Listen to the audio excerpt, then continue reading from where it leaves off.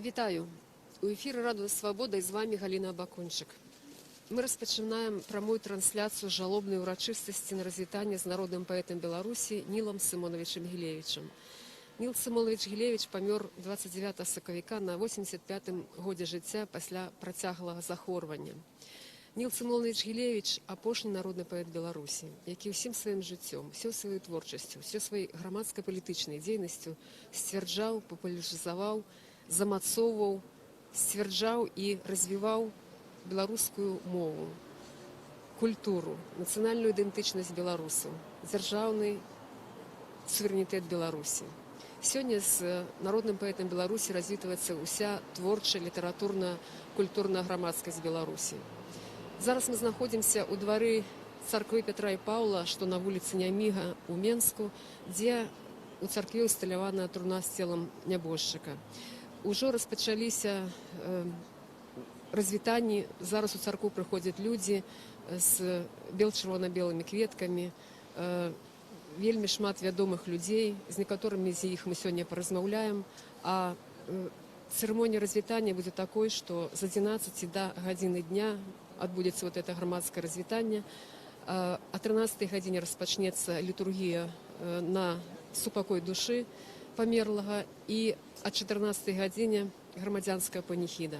Пасля гэтага цела Ніла Симоновича Гілевича выправіцца свой апошні шлях. Ён будзе пахаваны на кальварыйскіх могілках Менску.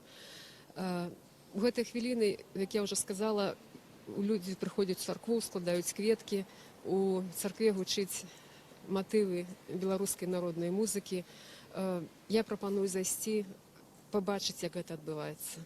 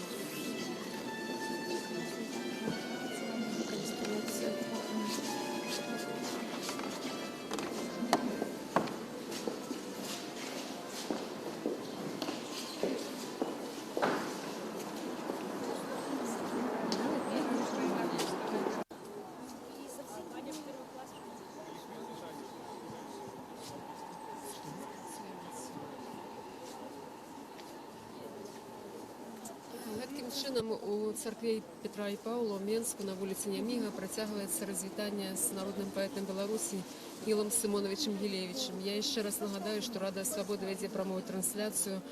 Падчас гэтай прамой трансляцыі, якая будзе доўжыцца да апошняга развітання, да накіравання труны на кальварыйскія могілкі, тут падчас прамого эфіру будзе ўключэнне са студыі Рады Свабода, дзе будуць працаваць нашы журналісты, якія таксама будуць разважаць пра ролю Ніла Сымоновича Гілевіча ў гісторыі беларускай культуры, літаратуры, дзяржаўнасці Беларусі.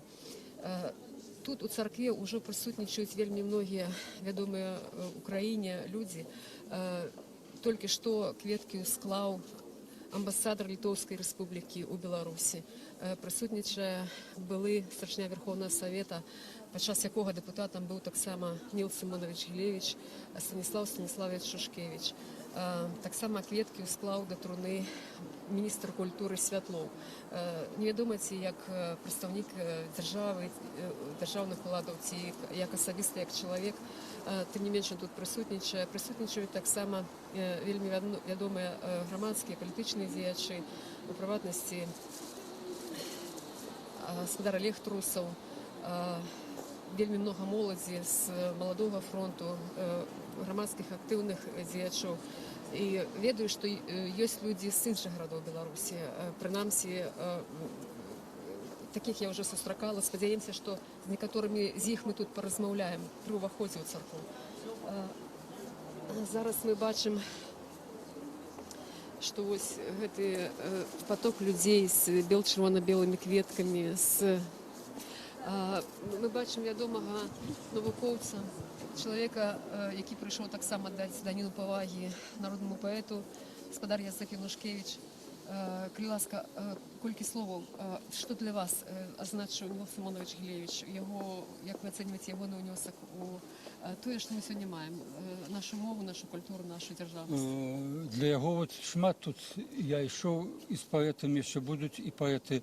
Без крыўды кажучы, для яго азначэнне паэт нейкае вузкаватае. Ён, ведаеце, ён тытан і асветнік. І так супала, што, магчыма, яго як і паэта я ведаў, як кажуць, са школьных і часоў, бо мама наша на памяць, цытаваўшы і радкі ў старажытным гарадку над Гайнаю ля зруйнаваныя кляштарныя сцяны, я думаю, як дзіка, як нядбайна мы парою ставімся да старыны.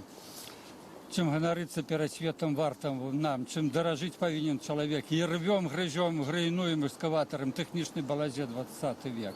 Але гэта было паэтычнае, гэта было, зноў жа кажучы, адступала на другі план, паколькі я быў адзін з тых і нешматлікіх, хто быў яго і вучнем.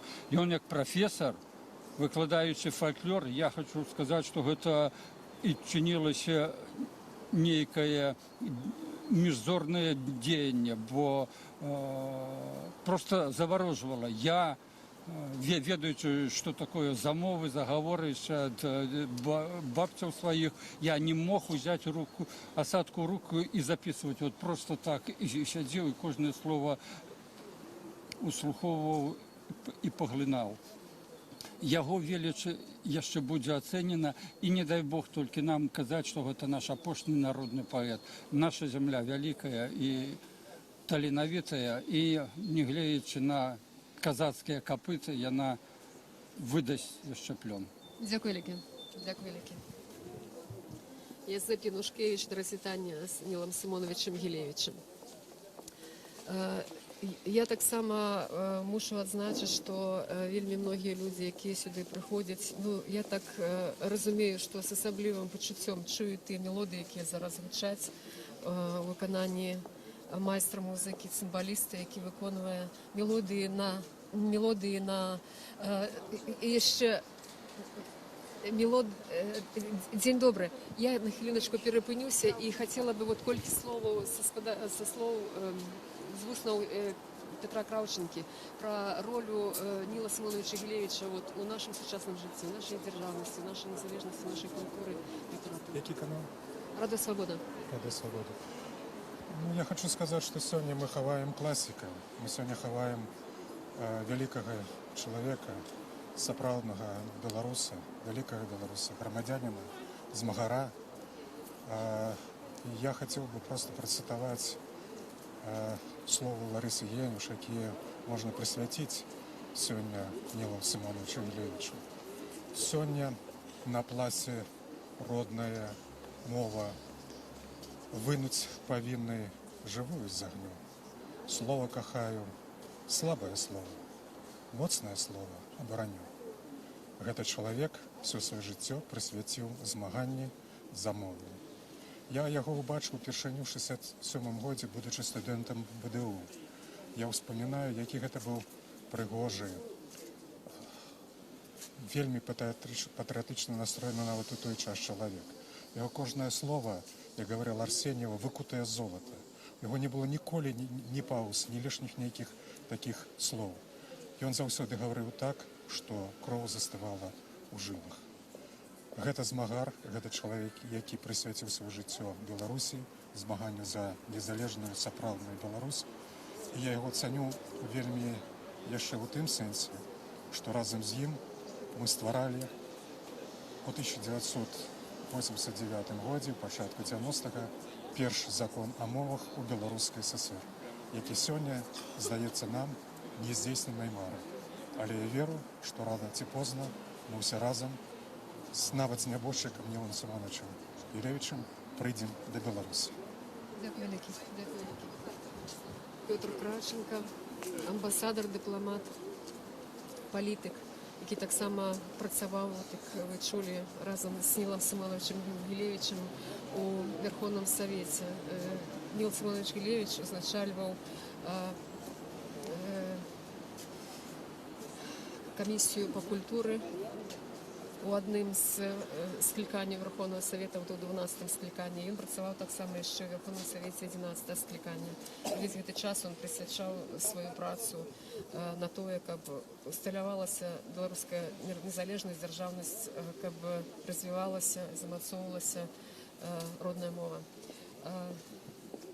Звернем увагу зараз на тое, як ізноў працягваюць ісці людзі, не толькі вядомыя, не толькі палітычныя, грамадскія дзеячы, але шмат людзей, якія прыйшлі ад сваёй асабістай душы развітацца з сапраўдным патрыётам, сапраўдным грамадзянінам, сапраўдным паэтам.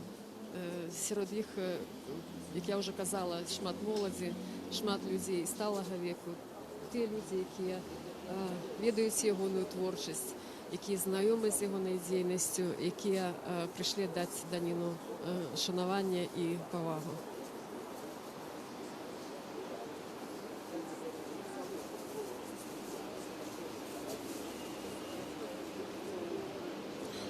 Зараз бачым, што падходзіць яшчэ адзін вядомы чалавек. Дзень добры. Старая чорка, я прошу прабачэння. Для Рады Свабоды ці можна колькі слоў? Вядомы філолог, сказаць пра Ніла Сымоновича Гілевіча, я думаю, вам не складзе ніякіх цяжкасцяў. Добра ведаеце, колькі, які ўнёсак зроблены ім у развіццё мовы, культуры беларускай? Па-першае, ён быў маім настаўнікам, ён выкладаў у нас народную творчасць. Я быў, безумоўна, адным з найярчэйшых педагогаў не толькі зместам сваіх лекцыяў, якія заўсёды сягалі шырыні, не толькі славянскай, але наогул ён уключаў беларускую культуру ва ўсесветны кантэкст, але і з гледзяшча нацыянальна-моўнага пасылу. Літаральна з першых жа сустрэчаў з намі, студэнтамі, ён заклікаў нас не саромяцца таго, што мы, беларусы, ніколі не пагаджацца з тым, што наша мова нейкая, што наша мова недасканалая, несучасная і непатрэбная сучаснаму чалавеку. Потым жыццё зводзіла нас у такія паваротныя моманты, як стварэнне незалежнай дзяржавы. Ён, нагадаю, быў адным са стваральнікаў і першым старшынём таварыства беларускай мовы. А да таго, менавіта ён узяў на сябе ролю лябіста, і, урэшце рэшт, усе разам мы дамагліся свайго, быў прыняты закон аб дзяржаўнасці беларускай мовы. Калі б ён зрабіў толькі адно гэта, то яго імя было папісана залатымі літарамі ў нашу гісторыю. Так, вялікі.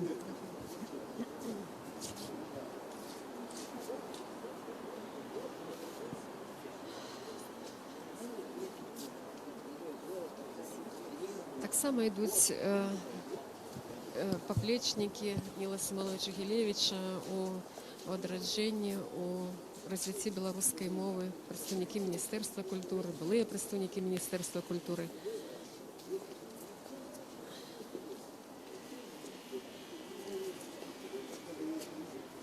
Тут працуе шмат журналістаў, гэта зразумела.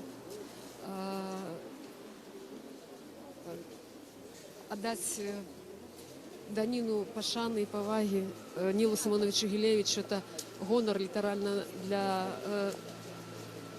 розных сродкаў масавай інфармацыі. Добрый дзень для маладых людзей, для людзей сталага веку. Попросила вас назвацца і колькі слова пра сябе. Адкуль вы, хто вы, студэнты, працуеце, дзе жывеце? 17 год в школе вучуся. Вось прыйшлі Тут у Менску? Тут у Менску, так. Дарэчы, у гэтым годзе праходзілі Ніла Гілевіча творы. Вось, зацікавіўся. Ну і дагэтуль ведаў. Так, канешне, шкада, так раптоўна даволі. Запомнілі з творчасці Ніла Сімоновича? Родныя дзеці, ну і сучасныя вершы таксама цікавы, шмат чаго ёсць. Амаль кожны верш мае нешта асаблівае такое. Можа, працытаваць можаце?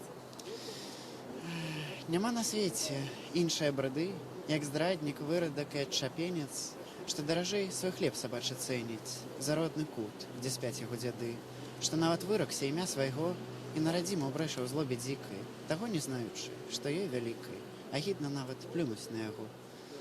Ну, і гэтак далей шмат вершаў ёсць пра радзіму, пра мову цудоўных.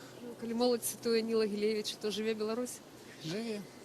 Калі ласачка, колькі слова вы пра сябе скажыце? Вы, пэўна, аднакласнікі, так? Ну да, почти. Так само у меня 17 год. И правильно Леша сказал, проходили зусім недавно его творчасць, и наставница говорила, что он еще живы, и было цікаво про его узнать нечто, мабуть, навестить. Тут буквально праз 2 недели такая новина. Прыйшлі самі? Да. Ці нехта з класу арганізаваў? Як ёсць? Наадварот, самі жадалі і наадварот падышлі, адпрасіліся. Ну, спрэчкі не было, адразу сказалі, што так адпусцім. Дзякуй вялікі, дзякуй вялікі. Вам дзякуй. Найлепшага. Ну вось так, бачым, што не толькі людзі пакалення Ніла Сімоновича Гілевіча, не толькі яго паплечнікі, але зусім маладыя людзі цытуюць на памяць яго творы. Гэта сапраўды немала каштуе.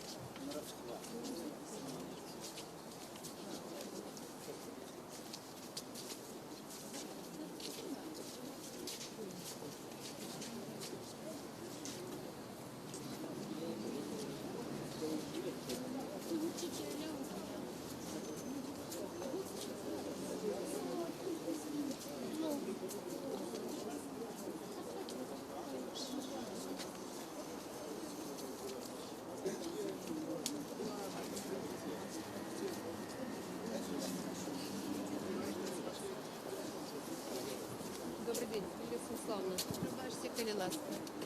Ну вот прийшла міністр інфармації Лілія Ананівич, але адмовілася нешта сказаць. Прыйшла як она, ці як прадстаўнік дзяржавы, ці як асабістая асоба, ну невядома. Прынамсі нешта сказаць, колькі словаў сказаць на ўшанаванне памяці адмовілася.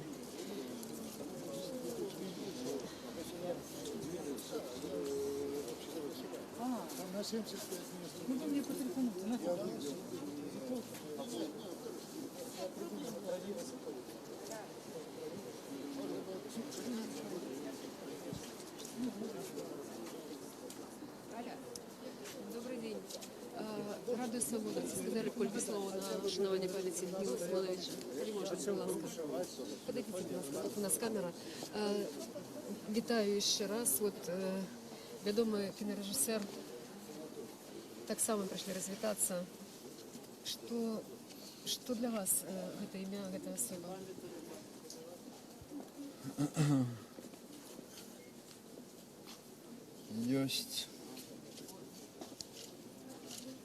Есть слово,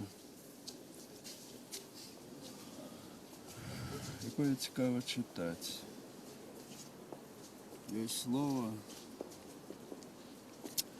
якое передається від одного читача до другого, як партизанська листовка. Прочитав, передай другому. Є слово, яке треба запам'ятати як молитву кожному, кому дорога його родина. Ось чоловік, з яким ми сьогодні розвітуємося, він володав такими словами, і за це наша велика подяка йому і великий земний поклон. Я ніяк на стику 200 годів у 2000 годі вельми мучився над одною фразою в своїм артикулі «А хто там іде?». Фраза эта была такая: 21 стагоддзя – это век зникнення белорусской нации. Потому что нация, якая не может организовать протест, она зникає, растворяется в других народах. Такий присуд космоса. А ось сьогодні ніяк якби прийшов протяг цієї думки, бо коли є серед білорусів такі люди, як Ніл Гілевич, гіганти слова, гіганти думки,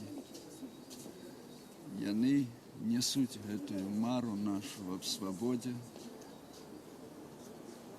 об тим, каб заховати народ. І не тільки в історичній пам'яті, а насамрэч.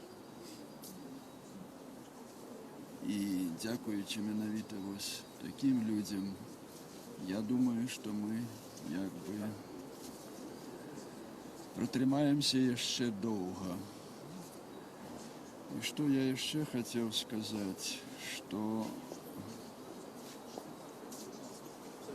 Ніл Гілевич покинув не тільки слово, він покинув яшчэ нам приклад своїх поводзінаў, як быць свабодным у несвабоднай краіне. Час, у якім жывуць беларусы апошнія дзесяцігоддзі, і не толькі дзесяцігоддзі, а ўвогуле нават векі, гэта не самы лёгкі, а калі ўжо называць рэчы сваімі імёнамі, гэта страшны час. Потому что подлость становится философией выживания. Потому что многие живут, подтиснувши хвост. Многие існують по философии, якая была у арийских офицеров. Мое сумление, это мой фюрер. И вот в таких обставинах, увогуле, где вольнодумство, іншадумство лічиться в країні злочинством, Ніл Гілевич показав приклад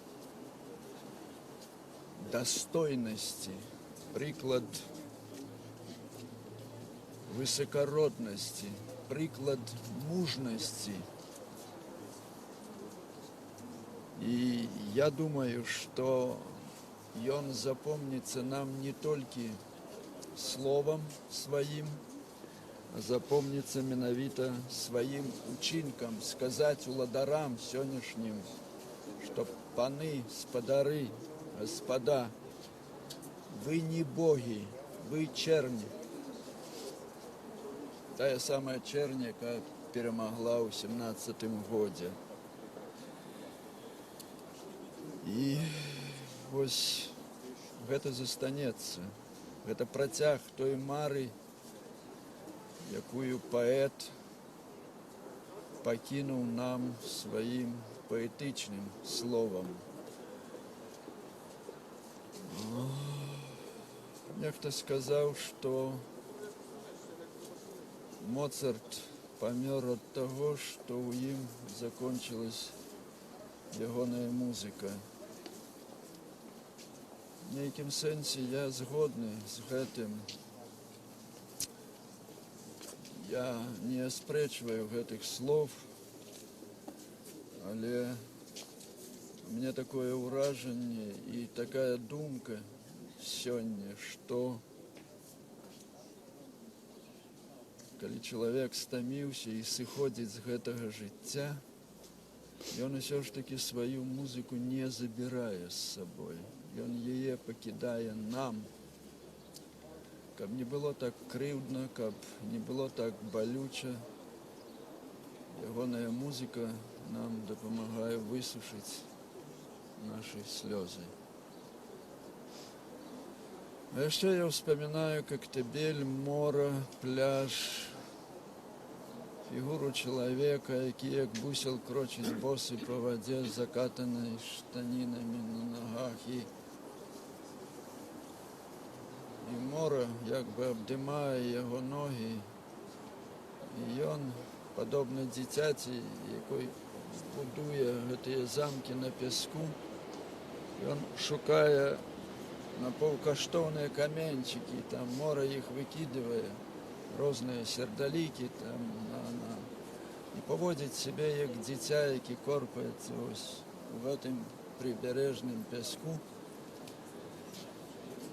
І я думаю, што паэт заўсёды дзіця. А дзяцей, як вядома, мы любім больш за ўсё на свеце.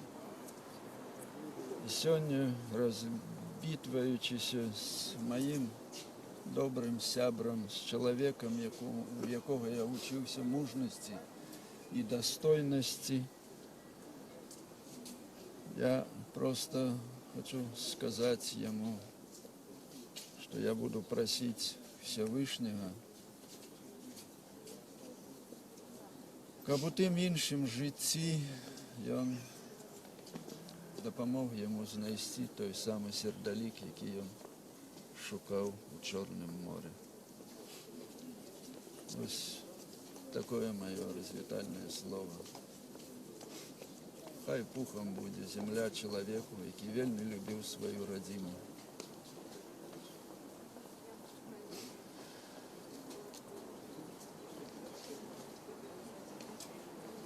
Дякую вялікі.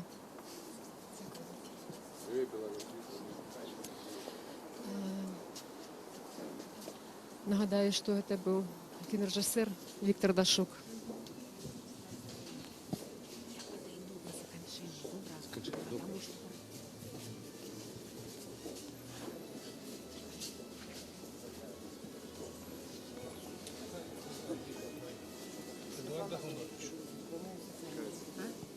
Да, по-моему.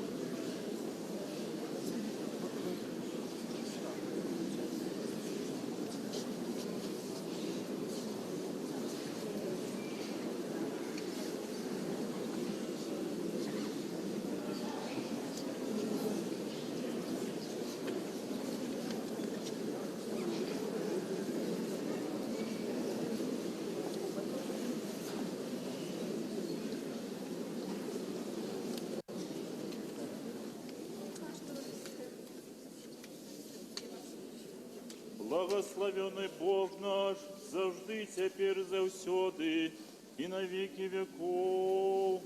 Аминь. Слава Тебе, Боже наш, слава Тебе, Цару Небесный, Утешителю, Духу истины. Ты усюди присутний, усё наполняешь, скарбниця добра и життя подателю.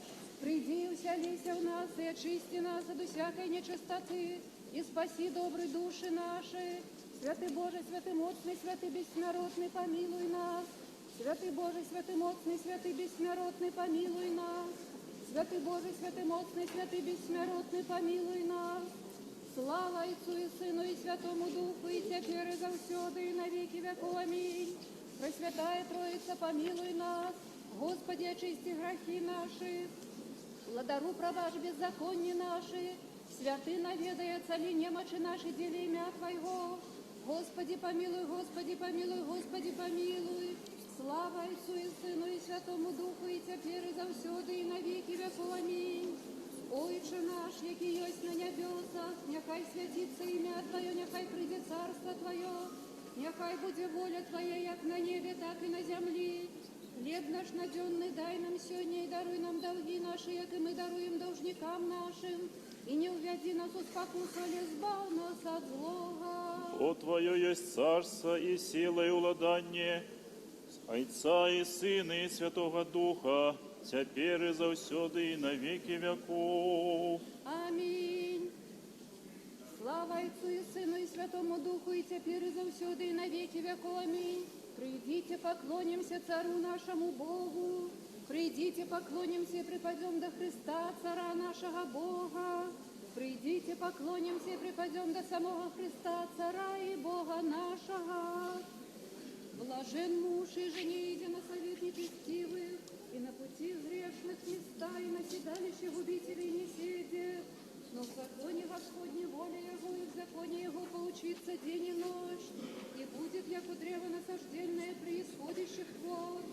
Еже плод свой даст во время свое, и лист его не отпадет, и вся елика творит успеет. Не так он нечестивее, не так он, а яко прах его же возметает ветер от лица земли. Всего ради не воскреснут нечестивее, на суд ниже грешницы в совет праведных. Яко весть Господь путь праведных, и путь нечестивых погибнет. Скую шаташися языцы, и люди, поучившися честным, предсташа царе земсти, и князи, собравшися в пути на Господа и на Христа Его. Расторгнем узы их и отвержем от нас иго их. Живы на небесех посмеется им, и Господь поругается им.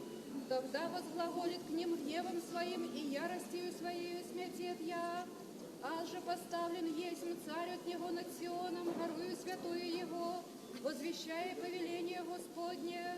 Господь рече ко мне, сын мой, еси ты, аз днесь родих тя, проси от меня, и дам тебе языки достояние Твое, и держание Твое концы земли. Упасеши я же злом железным, яко сосуды скудельниче сокрушиши я. И ныне, царе, разумейте, накажитеся все судящие земли.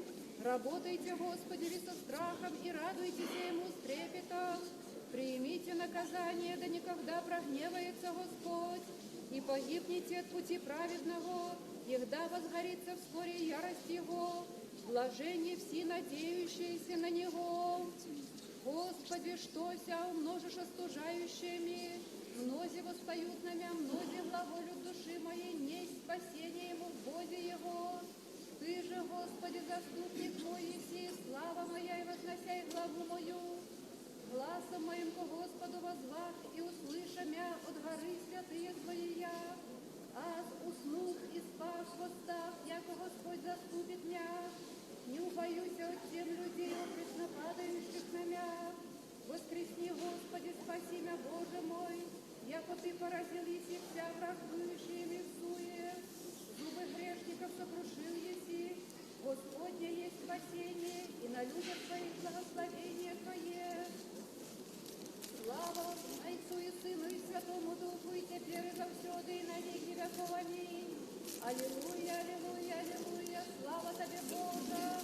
Аллилуйя, аллилуйя, аллилуйя, слава Тебе, Боже. Аллилуйя, аллилуйя, аллилуйя, слава Тебе, Боже!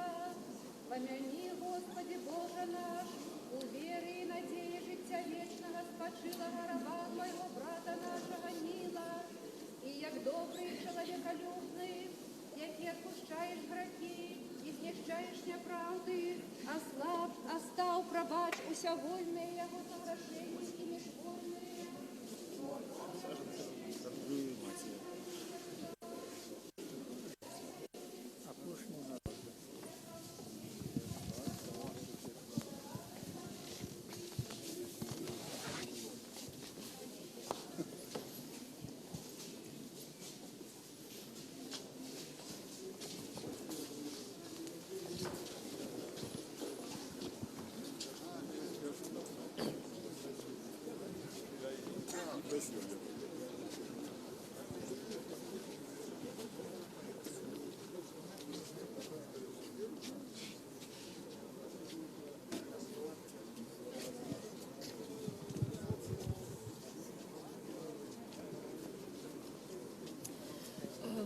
У ефір Рада Свобода нагадаю, що ми протягуємо пряму трансляцію з жалобної імпрези на розвітання з народним поетом Білорусі Нілом Симоновичем Гілєвичем.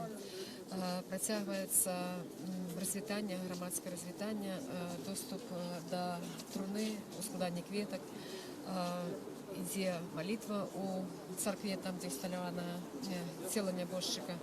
А я нагадаю, що розвітатися з Нілом Симоновичем прийшли вельми відомі у Україні і за межами країни люди. У приватності квітку склав амбасадор Литовської Республіки у Білорусі, був старшина Верховного Совета Станіслав Шушкевич.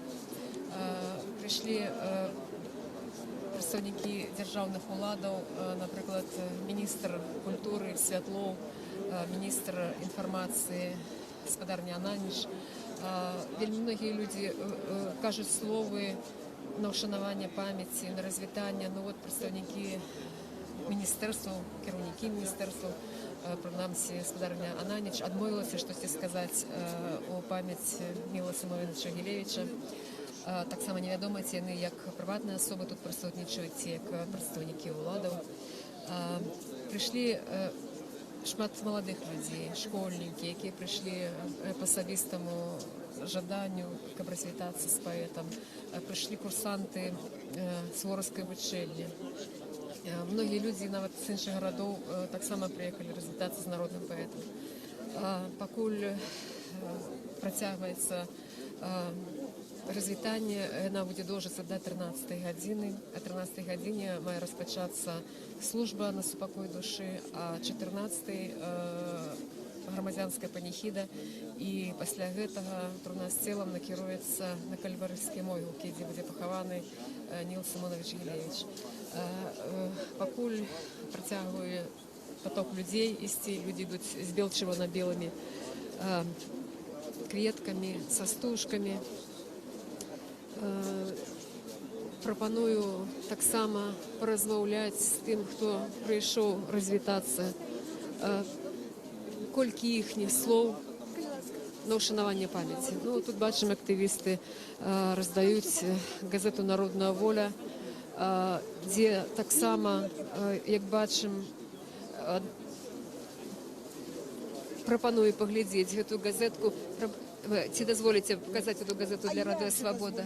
Дякую вам велике. Хвилиночку, одну хвилиночку. Скажіть, хто ви, що ви робите, що ви зараз тут роздаєте, чому? Я з першого номера з «Народною волею». Я і наогул Познякоўка, махровая, хроническая Познякоўка, з першим номером з «Народною волею». І Ніл Гілєвич, і Буравкін, і Быкаў. Гэта такія волаты, што пра іх не ведаць, як нельга было. І змагаюся з усімі нармальнымі людзьмі, і на всіх мітынгах, і на всіх пікетах. Я заўсёды 20 гадоў. Скажите, ласка, вот вы раздаете людям газету, так? Тут что? Про народного поэта? Конечно, вельми много про Буравкіна, про Ніла Симоновича. Да, вельми много. Вельми смуткуем, потому что думали, еще думали, что может еще будет, что еще может будет жить. Великая вот утрата, великая.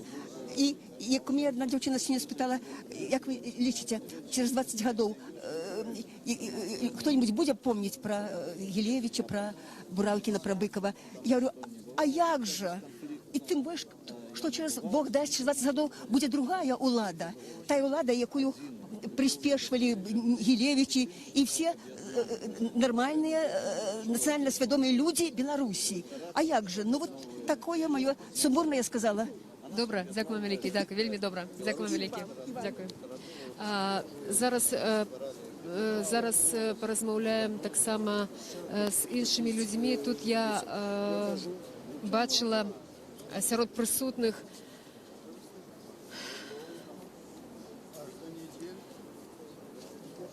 старшиню товариства білоруської мови спадара Олега Трусова. Як ведаємо, Ніл Симонович Гілевич так само узначальваў товариства беларускай мовы імя Францішка Скарыны. Дзень добры. Спадар Олег, Ніл Симонович Гілевич ваш папярэднік, так? У товаристве беларускай мовы. Ягоны ўнёсак, напэўна, цяжка перацаніць у развіцці мовы, так? Ведаеце, дзякуючы Гілевічу, я сам да мовы прыйшоў, будучы студэнтам, бо это быў яго артыкул у 73-м годзе. Это быў жахлівы год, калі былі рэпрэсіі супраць беларускіх патрыётаў. Это вот калі Чарняўскага з працы зволілі. І я тады, будучы студэнтам, выпадкова набыў лім і прачытаў артыкул Гілевіча в абарону мовы. 73 год. 73 год. Это был первый штуршок мой до мовы. Я николи не думал, что вот дякуючи этому артикулу я стану потом, ну, тым, кім быў Гілевіч, калі ствараў. Бок, варта сказаць, што ягонае змаганне за мову гэта не была даніна модзе, да? Это было яго жыццё. І ён пра гэта не баяўся нідзе ніколі. У іншых пытаннях ён мог зрабіць саступкі. І рабіў. Но там, дзе датычылася мовы, ён саступак не рабіў ніколі. Хаця займаў высокія пасады і гэтак далей, но тым не менш. Пытанне мовы для... І ён жа узначаліў камісію па стварэнню закона аб мовах. Ён жа быў депутатам 2 скліканняў. Ён жа кіраваў гэтай камісіі, это яшчэ 11-е скліканне. Яшчэ ніякіх дэмакратаў у Верховным Савеце не было, но ён прыняў гэты закон перад сваім распускам. Скажите, ласка, вот на вашу думку, на сёння ці ёсць пераемнасць той пазіцыі і той моцы, якая была у спадара Ніла Симоновича? Вядома, ёсць, таму што дзякуючы Гілевічу, яго аднадумцам, мы маем 25 год незалежнай дзяржавы. І калі Гілевіч пачынаў, гэта мова была занядбаная, калгасная, ніхто яе не любіў, нават дзеці пісьменнікаў не гаварылі на ёй, толькі па-расейску. Зараз эта мова крутая, это мова эліты, это курс, асабліва ў Менску. Вы паглядзіце, як моладзь хіліцца да беларушчыны. Я прыходжу да сваёй унучкі, на кажу, дзед прыйшоў, гаворым па-беларуску. Загад аддае, разумееце? То есть роля мовы зараз, не гледзячы на ўсё, вырасла ў разы. Яна ніколі не загіне, яна стала мова эліты, мовы горада. Разумееце? Гэта Гілевіч. Так што на змену Гілевіча прыходзіць пакаленне крутых, маладых, ну, допустим, Франака Вячоркі, могу назвать. Ці вот Дашкевич сёння прыйшоў с Настай, со сваім сынком. Разумееце? То есть заместа адзінак вырослі сотні тысяч. І праз некалькі год яны прыйдуць да ўлады. Все ж галоўнае, каб не было анексіі, каб не было вайны. Тут я згоден. А надо все зрабіць, каб гэты час украінскай синдром к нам не прыйшоў. Зерне, кінутае ў глебу, прорасло? Прорасло і пачало квітнець. Але самае страшнае зараз прымаразкі, якія з усхода могуць эту пояс замарозіць. Таму нам надо вельмі быць апачлівымі. Як гэта можа быць? Як вам падаецца, ці ёсць такая сіла грамадская, палітычная? Ёсць вот эта моладзь. Именно этой моладзі сіла з усхода пабаиваецца. Таму што, паглядзіце, нашы людзі на Ўкраіне. Яны показалі, што яны воююць за нашу і за іхную свабоду. Вось, той же Жыснеўскі, я магу назваць масу імёнаў. То есть наша моладзь разумее, што зараз такі час, калі яна павінна ўсё абараніць. Мы ўжо людзі в годах, тым ліку і я. А моладзь, якая выросла в этой незалежнасці, і не аддасць эту незалежнасць ніколі. Могуць быць нейкія часовыя там моманты, но тым не менш, я думаю, Гілевіч зрабіў сваю справу і пайшоў у вечнасць згодна паднятай галавы. Дзякую вялікі, дзякую.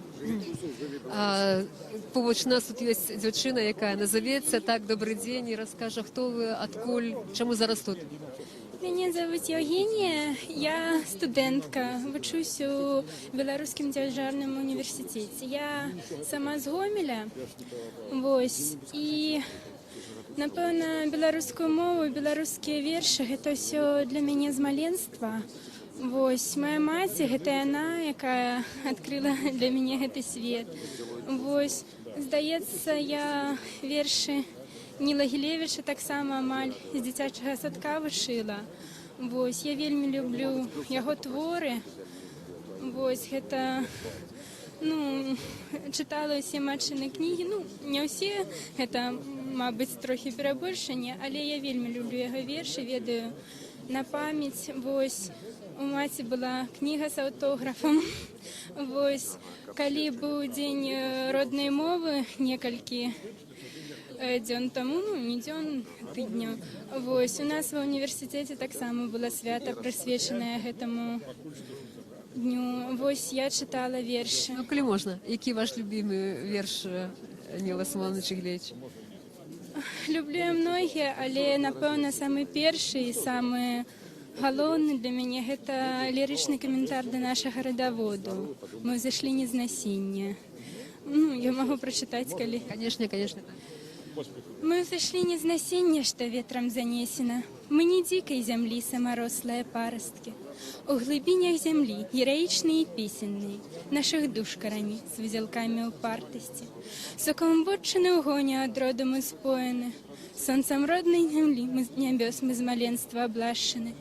Як асілкі дубы над дняпроўскімі поймамі, паяднаныя часам нашчадкі і прашчуры.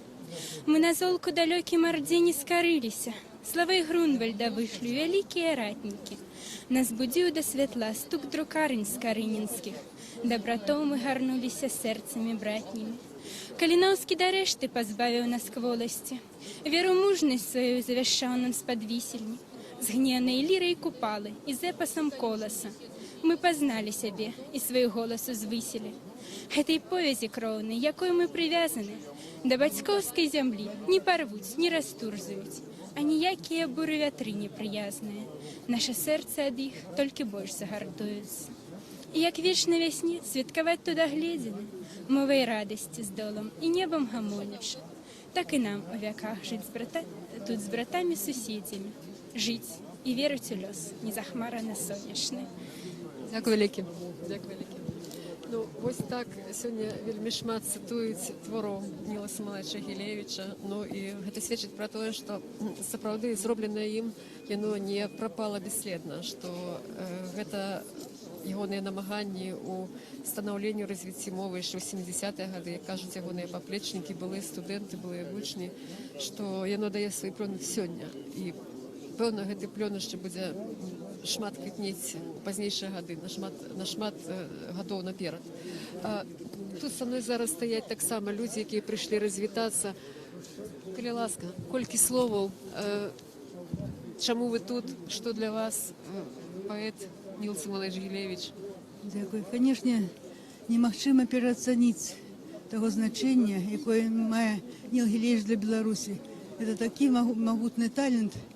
Мы яшчэ не до конца яго ацанілі. Мы яшчэ будзем доўга ісці да яго.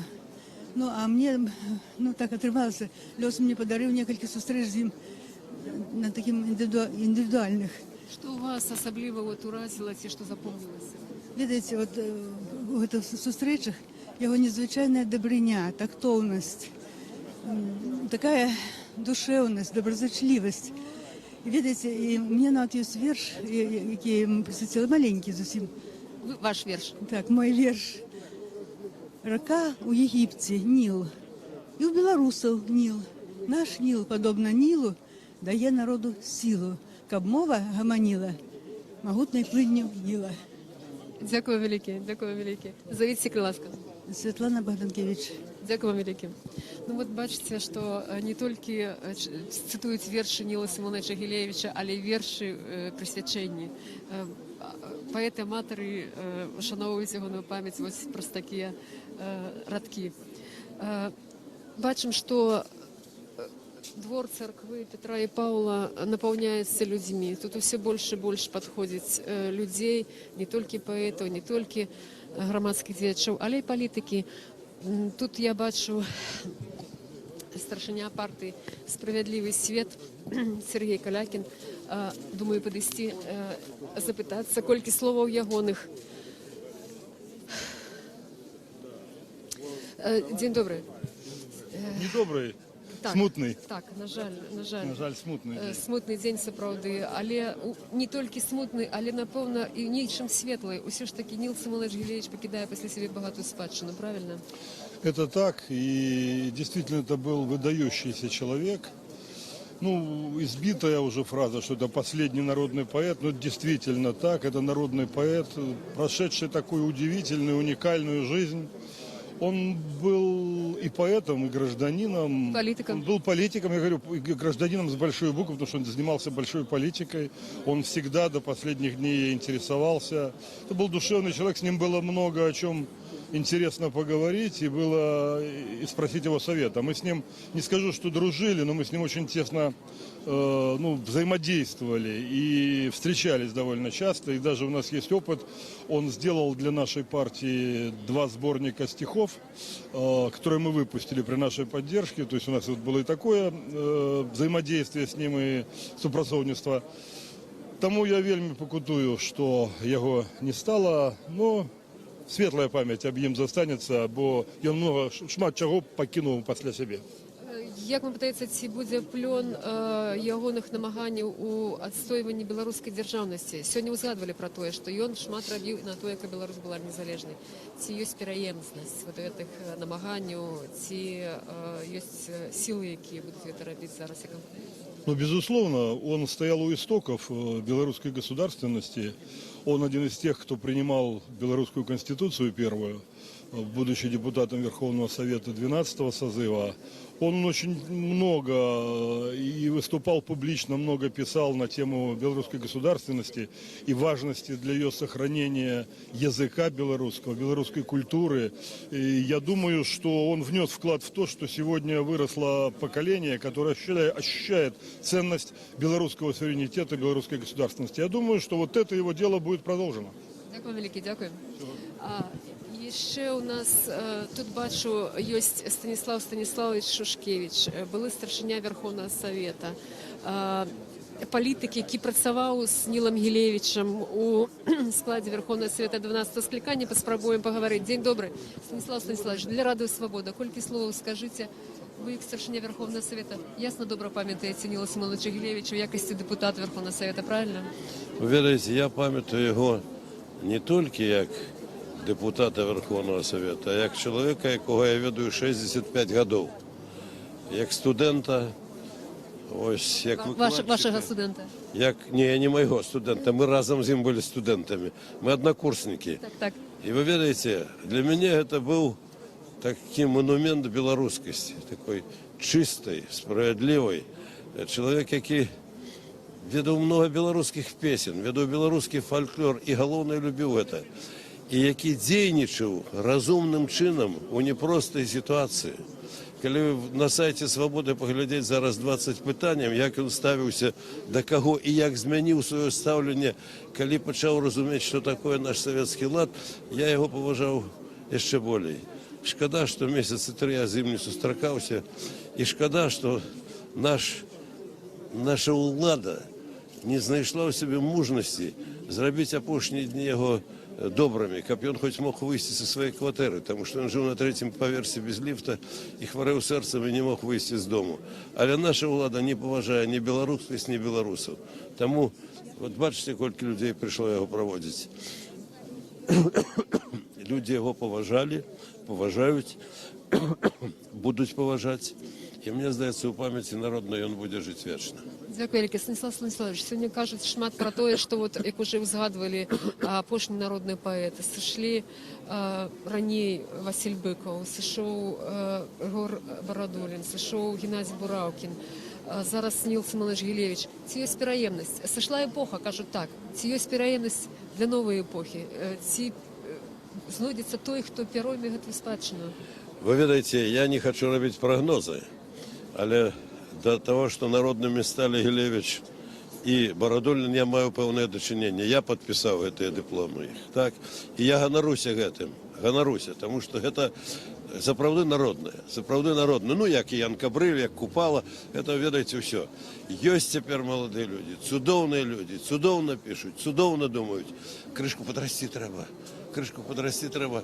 І трэба, каб, ведаеце, дайшла гэта літаратура, дайшлі гэтыя творы да людзей. Іх жа не так выдаюць, як трэба выдаваць у Беларусі тое, што выдаецца на беларускай мове. Гэта ж нема наша ж улада антыбеларуская. І калі яна перастане быць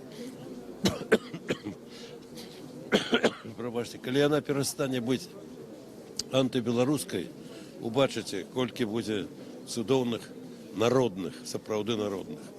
Растуць яны і вырастуць. Дзякую вялікі, дзякую. Гэта быў Станіслав Шушкевіч, а зараз тут Павел Знавец, так? Павел Знавец таксама, наколькі я памятаю, працаваў з Нілам Симоновичем у складзе дэпутата Верховного Света 12-го склікання, правильно? Я ў 13-м, але я быў пару пасяджэнняў і на 12-м і заходзіў у кабінет, калі яшчэ Ніл Симонович быў старшынём камісіі. Вот. Ну я што адзначу, што гэта той паэт народны і палітык, які у галоўнае ставіў мову як аснову палітыкі. Дарэчы, яна і будзе яшчэ цягам, можа, паўвеку на Беларусі асновай палітыкі, каб адбылася беларуская дзяржава і беларуская нацыя. І вот гэты у блогу на партызане я і вот гэты вершык і прысвяціў вот менавіта тым вот Гілевіч як палітык, тым падзеям, якія пагражалі і зараз пагражаюць існаванню Беларусі як дзяржавы. Вы памятаеце, калі пачаліся інтэграцыйныя гульні, калі адбыўся рэферэндум, які Можа лепш верш, Павел, можа лепш верш? Ну да. Асабісты верш. Верш прысвячэння, так ці як? Не, гэта Гілевіча. Гілевіча, калі ласка. Ну, ён без назвы. Першы радок зараз. Усё гэта... Ой, слухайце, першы радок... З другога. Усё гэта будзе абернута ў міф, судом, што не схібіць ніколі. І стлеюць паперы, паводле якіх народу гібець у няволі. Усё пераўтворыцца ў тлен спакваля, што мела трываласці знакі, і здраднікаў косці, адрыне зямля, і іх парасцягнуць сабакі. Павел, на вашу думку, вот сёння, дарэчы, шмат цытуюць Ніла Гілевіча, дзякуй Богу, шмат і моладзь, і людзі старэйшыя. Ці будуць памятаць Ніла Гілевіча, ну, хаця бы бліжэйшыя 20, 40, 60 гадоў? Я думаю, і болей, таму што у кожнага ёсць, кажуць, нейкая такая фішка. Так вот, у Ніла Гілевіча ёсць на яго верш песня «Вы шумеце бярозы», так, яе спяваюць усюды ў кампаніях і на эстрадзе, і будуць яшчэ 100 гадоў спяваць. Таму, дзякуючы вот этой фішцы хаця б узяць, ужо будуць яго памятаць. А найбольш свядомыя беларусы эліты, то «Шлях да Беларусі», вот гэта шчымлівая песня, гэта проста, ну, пасля яе слёзы наварочваюцца. Таму, калі сыходзіць з такіх вот класічных, такіх найбольш выбітных паэтычных радкоў народнага паэта, то менавіта вот гэтыя две песні, вершы, якія азначыў, яны будуць жыць і праз 100 гадоў і болей. Калі будзе Беларусь, конечно. Паэт сказаў, мы дойдзем да Беларусі. Мы дойдзем, так, я спадзяюся, што дойдзем, нас не прададуць. Ён сказаў, што здраднікаў косці адрыне зямля. Гэта вот перыяд лукашызму, гэта адрыня зямля і беларуская зямля, адрыня ўсіх гэтых, хто гуляў гэтыя гульні, хто гандляваў Беларуссю. Іх косці і з памяці гістарычнай адрыне наша зямля. Я спадзяюся, што так і будзе, Беларусь будзе жыць. Дзякуй вялікі, дзякуй. Павел Знавец. Так, можна, калі ласка, калі можна, назовіцеся, які верш, ваш верш? Мой верш, да, Сергей Суконов. Усё нібыта як заўчора, але скурчылася душа. Радзіму захліснула гора, на сэрцы выпаліўшы шнар.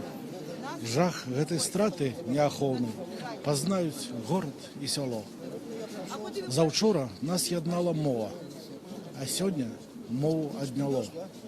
Пайшоў герой, які салдатам ад злыдняў мову бараніў.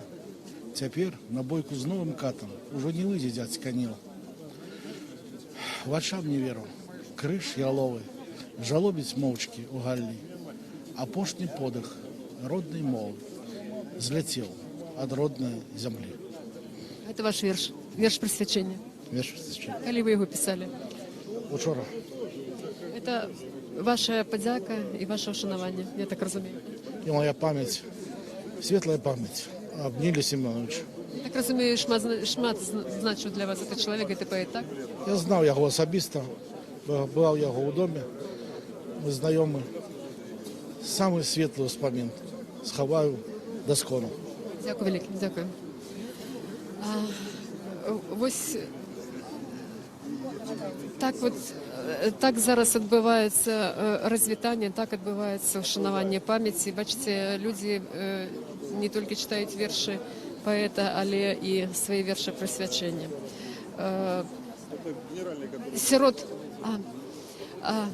Зараз побач са мной стаіць паэтка Раіса Баравікова. Вы, як паэтка, я думаю, што для вас Ніл Сымонович Гілевіч, напэўна, з юнацтва асоба вядомая і значная, так? Ну, безумоўна, па-першае, настаўнік, літаратурны настаўнік. І не толькі літаратурны, а ўвогуле, напэўна, настаўнік па творчым жыцці, таму што ёсць яшчэ і жыццё за пісьмовым сталом, і жыццё ў літаратурным асяродку. І таму тут настаўнік з вялікай літары. Ну, і, безумоўна, вялікая жалоба сёння і не толькі ў нашай літаратуры беларускай, але ўвогуле ў народу ўсяго. Таму што, як некалі сказаў наш празаік Віктор Касько, Ніл Гілевіч – гэта назаўсёды. І вось у мяне ўжо некалькі дзён у галаве нешта ўвесь час радкі Ніла Сымоновича. «Мой край, мой рай, бульбяна-жытны, зеленадолы, залаты». Так вось, Ніл Сымонович пакінуў гэты наш бульбяна-жытны зямны рай. Ну і цяпер, напэўна, яго душа рыхтуецца ўжо, каб уступіць, каб увайсці ў рай боскі, у рай вечны, у сваё вечнае жыццё. Я думаю, што вось гэтае яго вечнае жыццё, душа будзе жыць там, а яго паэзія, яго публіцыстыка, яго пераклады, яго літаратуразнаўчыя артыкулы, яны будуць тут з намі на зямлі. Я думаю, што з цягам часу, напэўна, створацца і слоўнікі па творчасці, менавіта па творчасці Ніла Сымоновича, таму што ніхто так маляўніча, так з такою красою, так мілагучна не ўжываў нашу мову, як гэта ўмеў рабіць Ніл Сымонович.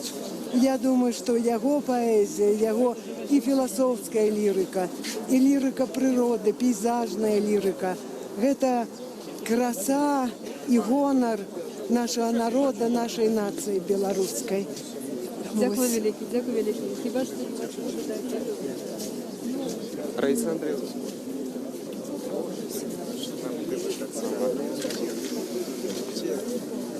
Ты сюда поднимешь? Что поднимешь? Нет, до часа. Здесь до часа. Поехал там.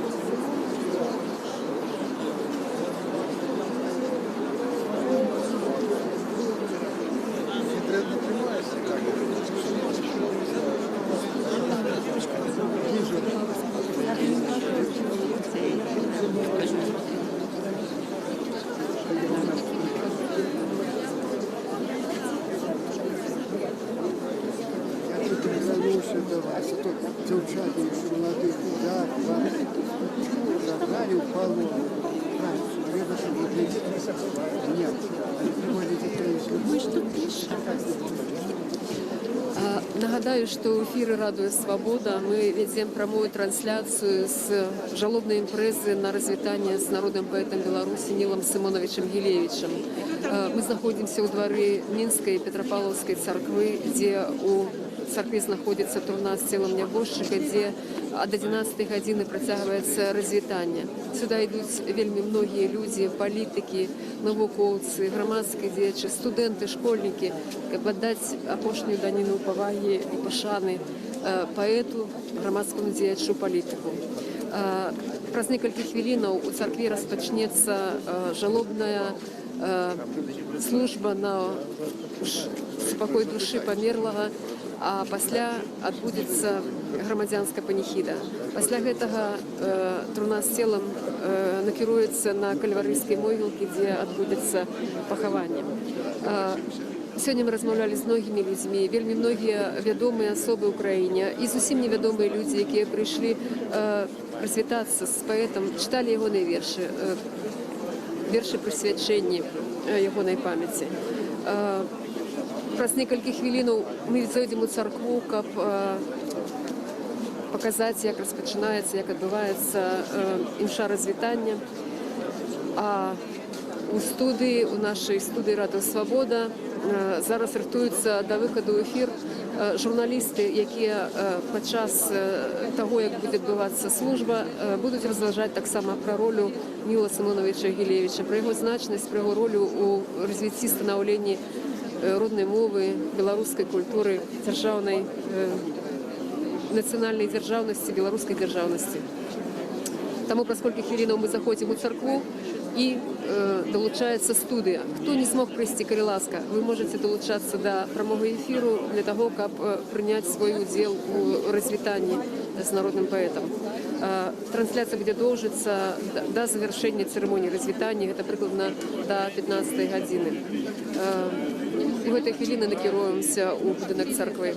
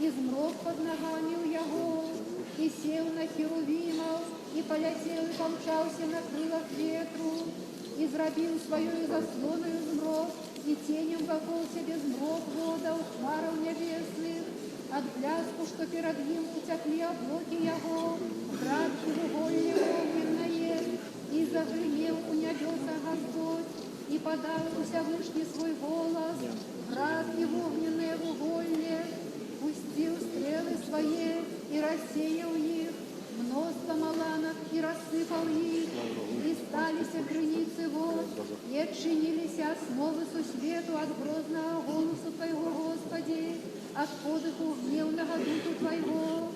И он протягнул и руку свою слезами, и достал меня своим ходом, уратовал меня от вороха моего дужего, и от ненавистников моих, які были до найдужейшими за мяне. Яны паўсталі на мяне ў дзень няшчасця майго. Але Господь быў мне опорою. Ён вывел мяне на шырокае месца і вызваліў мяне, бо упадабаў мяне. Даў мне Господь паводле праўды маёй, па чысціні рук маіх узнагародзіў мяне, бо я трымаўся дарог Господніх і не быў бязбожны перад Богом маім, бо ўсе наказы Яго перада мною, і ад пастановаў Яго я не адступаўся. Я был перед им беззаганный, стерегався, как не согрешить. Дав мне Господь поводле правды моей, пощади рук моих, перед очима ігоними.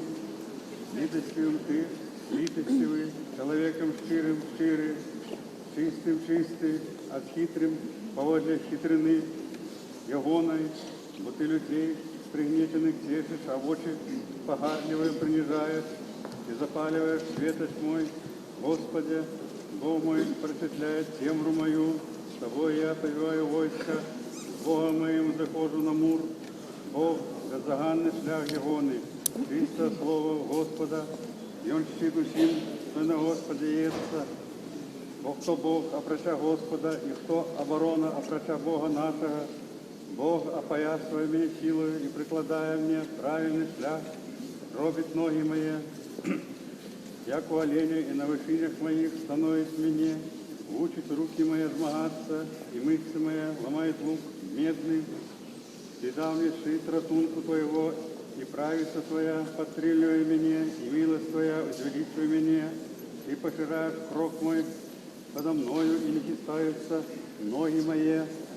Я преследую ворогов моих, изгоняю их, и не вертаюся, покуль не вынесу их, побивая их, и не могут они подняться, попадают под ноги мои. Вот ты оперезал меня силою для войны, кинул под ноги не тых, что на меня повстали, ты повернул до меня силам ворогов моих, и я знищаю их, что ненавидят меня, и они лебантуют, и нема кому их рятовать до Господа, але он не слухає их. Я рассеиваю их, як пыл перед обличчям ветру, як вуличный бруд, топчу их, избави меня от бунту народа, постави меня головою іншоплеменцев, народ, якого я не ведал, служить мне, по одной чутці про меня скараются мне, чужинцы веселятся продо мною, іншоплеменцы болеют и трепетят в обустованиях своих, живый Господь, и благословенный мой оборонца, хай буде славлений Бог ратунку моего, Бог, який помстит за меня и покорвая мне народы, и вызволяя меня от ворогов моих, и внес меня над теми, кто повстає супроть меня, и от человека жорстко меня выбавил. За это прославляю Тебя, Господи, среди соплеменцев, и буду спевать имя Твоему, тому, кто велично ратуя цара и творит милость помазанцу Твоему Давиду и роду Ягоному навечно. Слава Отцу и Сыну и Святому Духу, и теперь и завсёды, и на веки веков. Аминь. Аллилуйя, аллилуйя, аллилуйя, слава Тебе, Боже. Аллилуйя, аллилуйя, аллилуйя, слава Тебе, Боже. Аллилуйя, аллилуйя, аллилуйя, слава Тебе, Боже. Помяни, Господи, Боже наш. У веры и надеи життя вечного спочила раба Твоего брата нашего Нила. И як добрый и человеколюбный, яке отпускаешь грехи, знищаешь неправды, а слаб отпусти, пробачуся вольные его согрешения межвольные, збав его от вечной муки и огню иенского, и дай ему супольность и осолоду вечных Твоих доброт, уготованных Тобою тем, кто любит Тебе. Коли согрешил он, але не отступился от Тебе, и несомненно у Отца и Сына и Святого Духа, Бога Тебе у Троицы славимого веровал он, у одиного у Троицы, Троицу у одинстве, православно навода пошнего своего дыхания вызнавал, тому милостивый будет до Его, и веру, якая у Тебе замість справ залічить, і со святими Твоїми, як щодрий упокой, бо нема чоловіка, який буде жити і не согрешить, але Ти один, без усякого греху, і правда Твоя правда навеки, и Ты один, Бог милостью, щедростью и человеколюбности, и Тебе мы славу узносим, Отцу и Сыну и Святому Духу, теперь и завсёды и на веки веков. Аминь. Небесы проповедуют славу Божию, и протеи рук Его извещают свет. День дню передает слава. Кажуть, що разом з Нілом Гілевичем одійшла ціла епоха. Эпоха гэта вельмі шмат, гэта падзеі, людзі, гэта цэлая краіна. Але разам з тым Ніл Гілевіч, які быў увесь час у цэнтры гэтай эпохі, ён быў на віду. І як бы нічога таямнічага ці сакрэтнага, ці нейкіх надта арыгінальных фактаў, якія мы можам сёння прыгадаць, сходу і не прыдумаеш. Нібыта ўсё напісана, ўсё ўспомнена, узгадана мемуарыстамі, сябрамі, паплечнікамі. І самы верны спосаб больш даведацца пра чалавека, пра творцу, у такой сітуацыі гэта наведаць ягоную радзіму. Чаму я і запрасіў свайго калегу з метра Бартосіка, нястомнага падарожніка свабоды па розных мясцінах Беларусі, у тым ліку і па родных мясцінах беларускіх творцаў, літаратараў. Зміцер наведаў мясціны дзяцінства Ніла Гілевіча. Ці што-небудзь змянілася ў тваім вобразе народнага паэта? Ці даведаўся ты нешта новае, нешта незвычайнае? Ну, можа быць, і даведаўся, сапраўды. Нешта новае і нешта незвычайнае. На радзіму паэтаў заўжды ездзіць цікава, тым больш на радзіму такіх буйных паэтаў, вялікіх паэтаў. Адразу пачынаецца нейкая сімволіка. Адразу. Вось з гэтых самых мясцінаў, дзе недалёка знаходзяцца ад гэтай слабады Гілевічавай, недалёка знаходзяцца Янушкавічы. З гэтых мясцінаў выйшлі, атрымліваецца, два народных паэта. Першы – гэта Янка Купала, і апошні – гэта Ніл Гілевіч. Прычым я быў, ось, калі пазаўчора, ніякай пагоды не было, і пры адсутнасці пагоды ўсё роўна настолькі магічны краявід, калі з аднаго пагорка выглядае другі пагорак, за ім трэці, вось гэтая лагойшчына маляўнічая. Можа быць, яна яшчэ становіцца больш прыгожай у такім пахмурным небе, у такім суровым такім антуражы. Вось. А людзі? Людзі... Ты сустракаўся з тымі, хто памятае маленства, можа быць, Гілевіча? Так, і заўжды нечакана сціскаецца час. Атрымліваецца нейкая такая магія сціскання часу. Калі суседка Гілевіча, Зінаіда, да гэтай пары не можа яму дараваць, гэта адчуваецца ў інтанацыі, як ён скраў сланечнікі ў 45-м ці ў 46-м годзе. А ёй самой колькі цяпер гадоў? Ну, яна 34-го года нараджэння. А гэта былі ейныя сланечнікі? Это былі ейныя сланечнікі. яе сям'і. яе сям'і. А Гілевіча яны вылічылі дэтэктывы па тым, што ён быў хлопец высокі, у яго былі здаравенныя, значит, ступакі, адпаведна. І такія сляды на іхных градах мог пакінуць толькі Ніл. Дарэчы, яны яго называлі не Нінел, а Ніл. Адразу. І ўжо тады, падчас вайны, пасля вайны ён быў Нілам. Ну, трэба сказаць, што Нінел неяк і не проста вымавіць. Надта незвычайнае слова, гэты Ленін наадварот, як назваў Ніла Сымоновича, ягоны бацька, камуніст. А яшчэ ты каго-небудзь сустракаў, можа быць, з аднакласнікаў? Ну, я сустракаў траюроднага брата, стрыечнага брата сустракаў. Што мяне ўразіла, можа, гэта сапраўды рэдкасць. Відаць, гэта рэдкасць. Сярод беларускіх літаратараў выхадцаў з вёскі.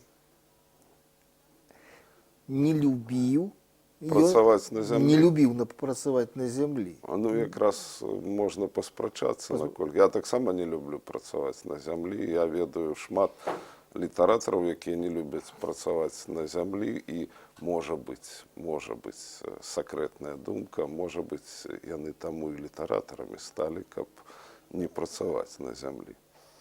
І нават гэты матыў я сустракаў недзе ўжо ў прозе маіх аднагодкаў, можа быць, у Федарэнкі, то, што больш цягнула бібліятэка, чым палеткі сельскагаспадарчыя. А ўсе гэтыя лысыя горы, ўсе гэтыя надзелы.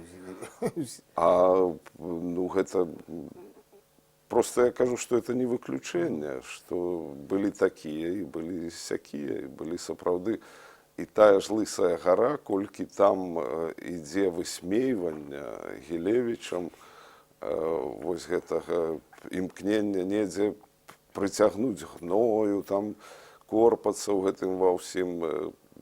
Па сутнасці гэта паэма, гэта такі сарказм, вот гэта пачуцця любові корпацца ў зямлі. Ну, але мы ведаем шмат літаратараў, якія з задавальненнем, і гурочкі там садзяць, і нешта сеюць. У роднай зямлі, у родных дзецях у паэме, так, здаецца, толькі аднойчы выкарыстоўваецца слова араты, і то не ў прямым, а ў алегарычным сэнсе. Вось. А я вот спецыяльна зачытаю цытату, кім павінна ганарыцца Беларусь. Это піша як бы савецкі, як бы такі сялянска-пралетарскі паэт. Правільны. Правільны, абсалютна.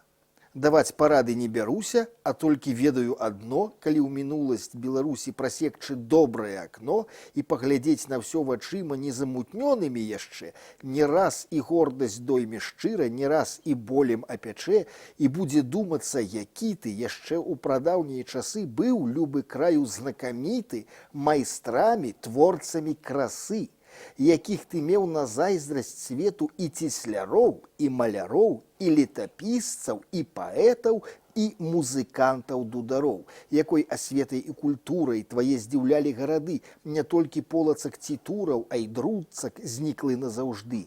І будзе думацца, чаму ж ты не змог далей свой весці лад, калі пад цяжкім гнётам змусты пайшоў твой лёс на заняпад.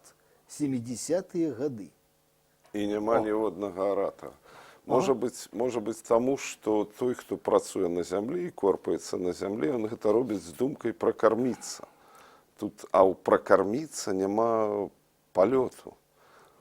Калі ён згадвае летапісцаў і будаўнікоў, цесляроў, яны штосьці вырабляюць. То, што можа быць прадметам красы. Ці летапісец піша, в гэтым ёсць краса тэкста, напрыклад.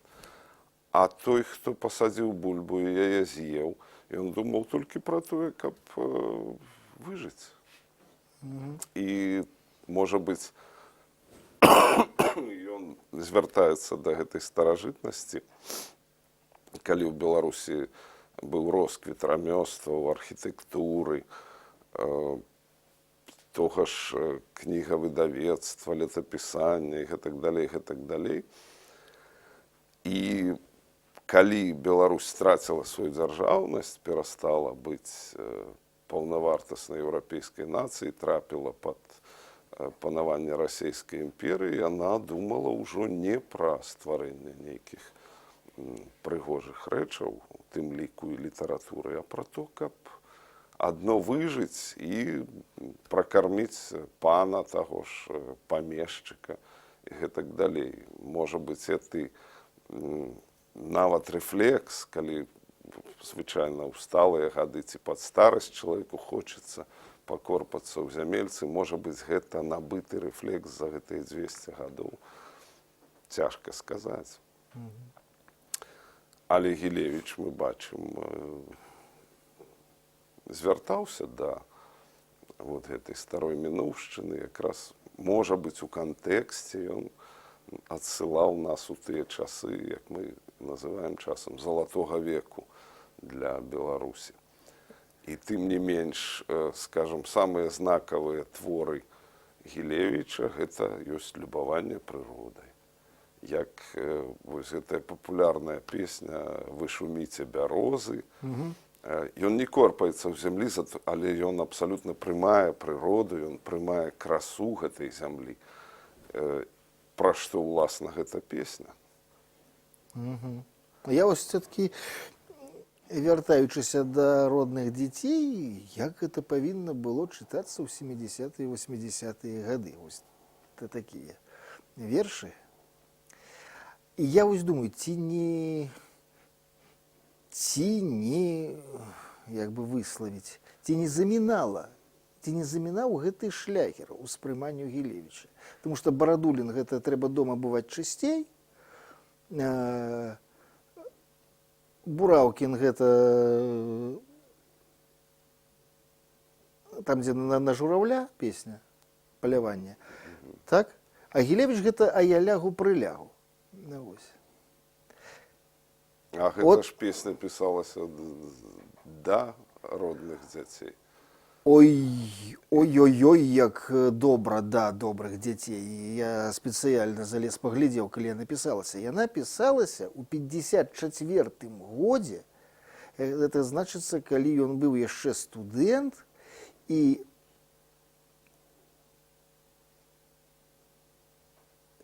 вось калі там апісваецца гэты пагорак, і калі уяўляеш той пагорак у Гайні в 54-м годзе, гэта абсалютна не тое, што мы бачым сёння. А што змянілася? Тады стаяла руіна велічная з баракальнага касцёла ў Гайні, з 2 вежамі, якая настолькі рабіла гэты краявід. А цяпер зусім няма нічога? Нічога няма. Ні следу гэтай руіны? Ну, падмуркі, і все. Касцёл узорвали, рэшткі касцёла ўзарвалі в 57-м годзе. А ў 54-м годзе, калі пісалася «А я лягу-прылягу», ён стаяў. Галавой на пагорак. Ага. На высокі курган. О, дык тут такая алегорыя агромная вымалёўваецца. Так. Это значыць, стаяў храм на гэтым узгорку. Ён лягаў галавой да храма, а ногі ў даліне. Так. І хай накрые туман. І я яшчэ думаю, што пасля з гэтай песні пачалі всякія кепікі, намёкі на то, што паэт апявае п'янства. А я лягу-прылягу галавой на дарогу, хай машына праедзе па дурной галаве. Дарэчы, вот нават такія кепікі і такія приколы толькі падкрэслівалі папулярнасць гэтай песні. І, можна сказаць, падкрэслівалі дасканаласць верша. Можна і так сказаць. Нешта было з ёй звязана ў часы гэтай антыалкагольнай кампаніі Гарбачова з гэтай песні. Так. Так. Ну, па-першае, на фігню не будуць прыдумляць всякія кепікі, на слабы верш не будуць рабіць пародыі. А я сам выдатна памятаю, падчас алкагольнай кампаніі я быў тады в Ніжнім Новгарадзе, далёка ад Беларусі.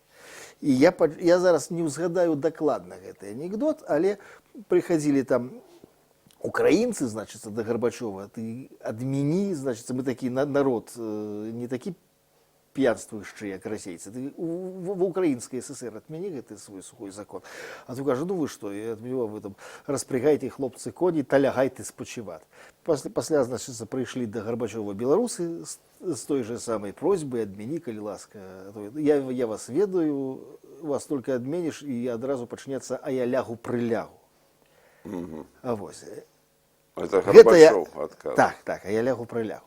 Гэта а я лягу прылягу ішло як бы так у раздзеле народная творчасць. А вот слухай, ты ж і пазнаёміўся з Гілевічам, ты кажаш пра Ніжні Новгарад. З Гілевічам ты ж пазнаёміўся за межамі Беларусі. Все ж такі завочна пазнаёміўся. Гэта была постаць такога маштабу, скажем так, усесаюзнага. Яго ведалі, яго, можа быць, і не горш, чым у Беларусі па ўсім гэтым былым Савецкім Саюзе.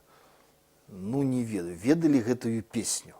Многія ўспрымалі яе як сапраўды як амаль народную, а можа быць і народную. А ты раскажы, як ты пазнаёміўся? Я ўжо ведаў, то есть я яшчэ не ведаў, хто такі Ніл Гілевіч.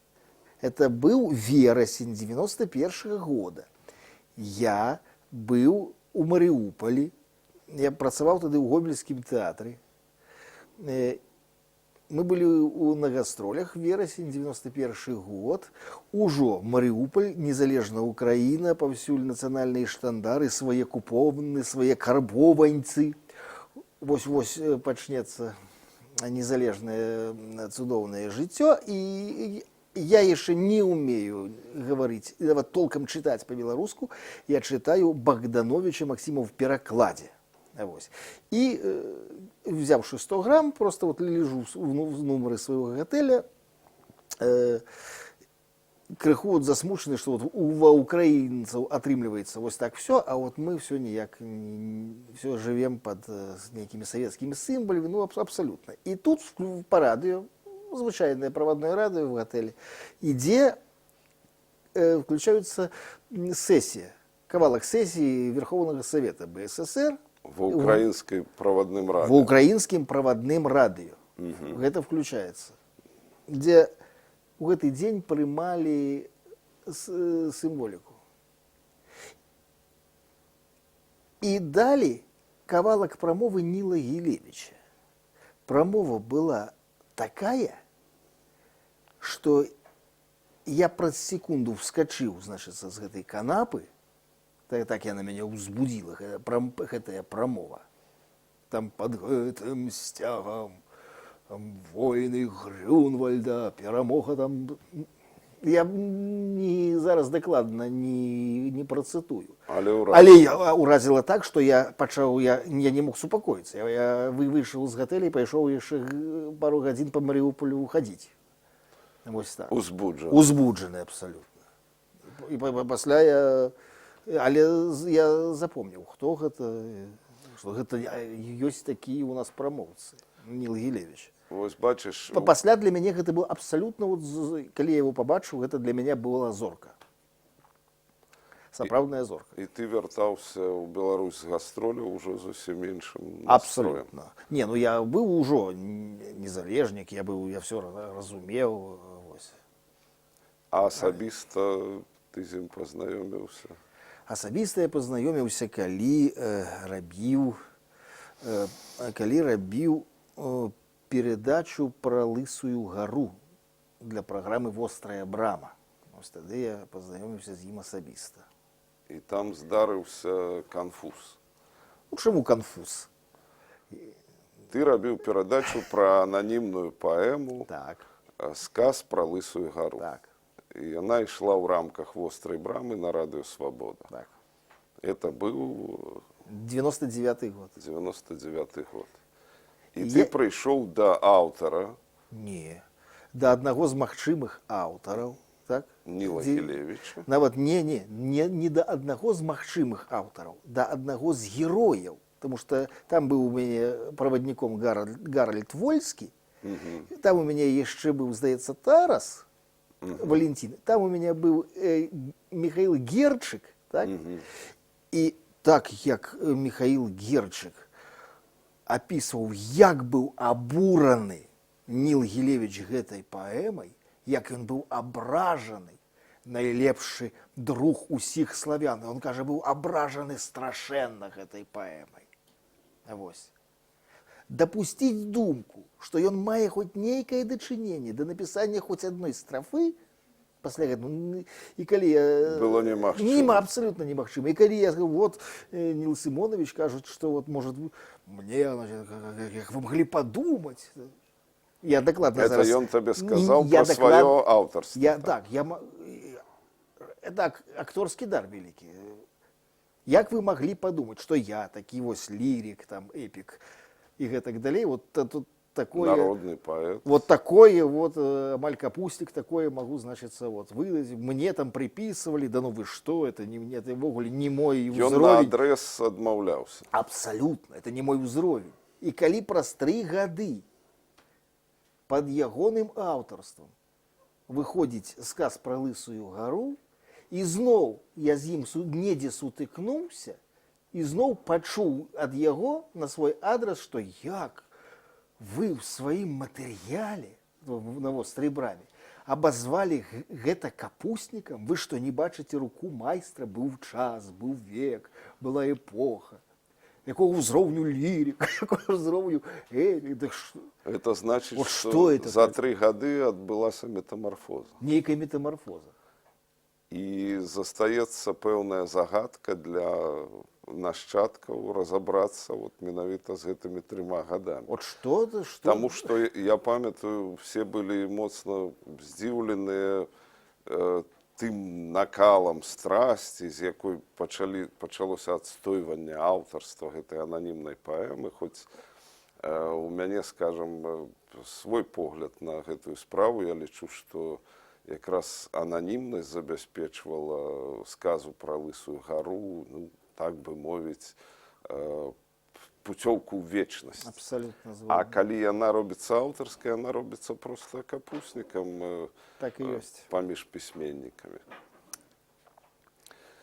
Ну, значыць, вот сярод не толькі вялікі даробак нам пакідае сёння народны паэт Беларусі Ніл Сымонович Гілевіч, але і пэўныя таямніцы, пэўныя загадкі, над якімі яшчэ варта будзе падумаць, а можа быць і паездзіць у падарожжы, пашукаць адказы. Дзякуй вялікі. Дзякуй.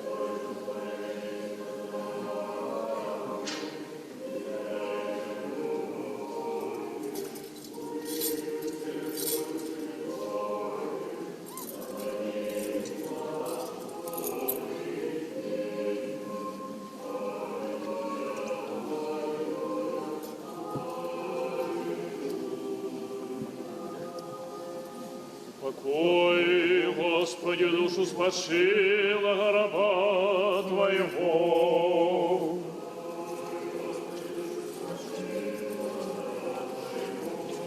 Слава Отцу и Сыну и Святому Духу.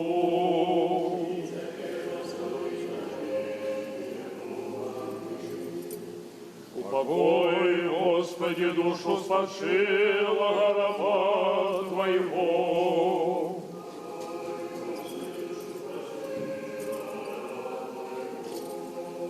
Слава Отцу и Сыну и Святому Духу.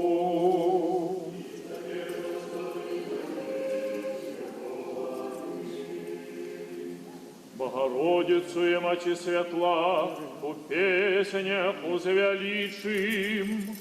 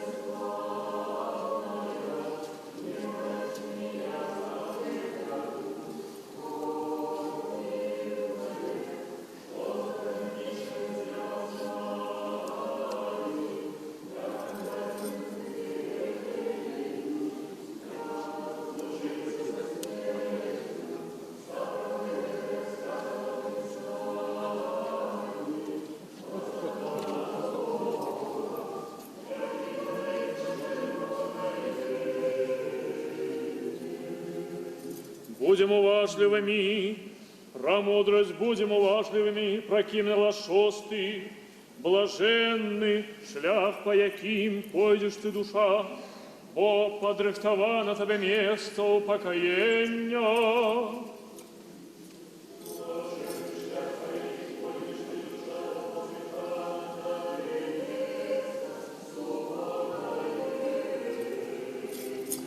Тебе, Господи, я ускликаю, Боже мой, не покинь меня без отказу.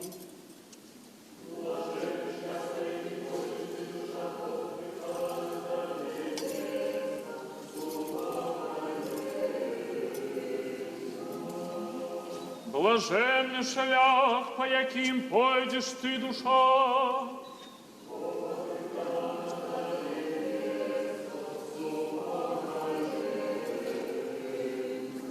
мудрость наша Луниного послания святого апостола Павла читание. Будем уважливыми. Браты, не хочу покинуть вас у неведанні про померлих, каб ви не смутковали, як іншие, які не мають надії. Бо коли ми веруем, что Иисус помер и воскрес, то и померлых у Иисусе Бог приведет. Бог это каже вам словом Господним, что мы живые, якие засталися до пришествия Господнего, не опередим померлых, тому что сам Господь при заклику, при голосе архангела и гуку трубы Божией сидит с неба, и мертвые в Христе воскреснут першими. Потом мы, кто застанется живы, разом с ними взяты будем на облаки, нас устречу Господа у поветри, и так завсёды с Господом будем.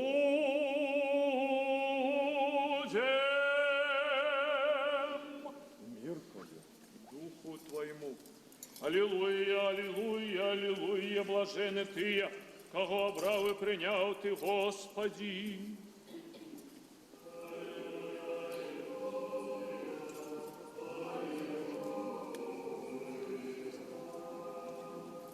Премудрость, станьте прямо, выслухаем святое Евангелие. Мир сим.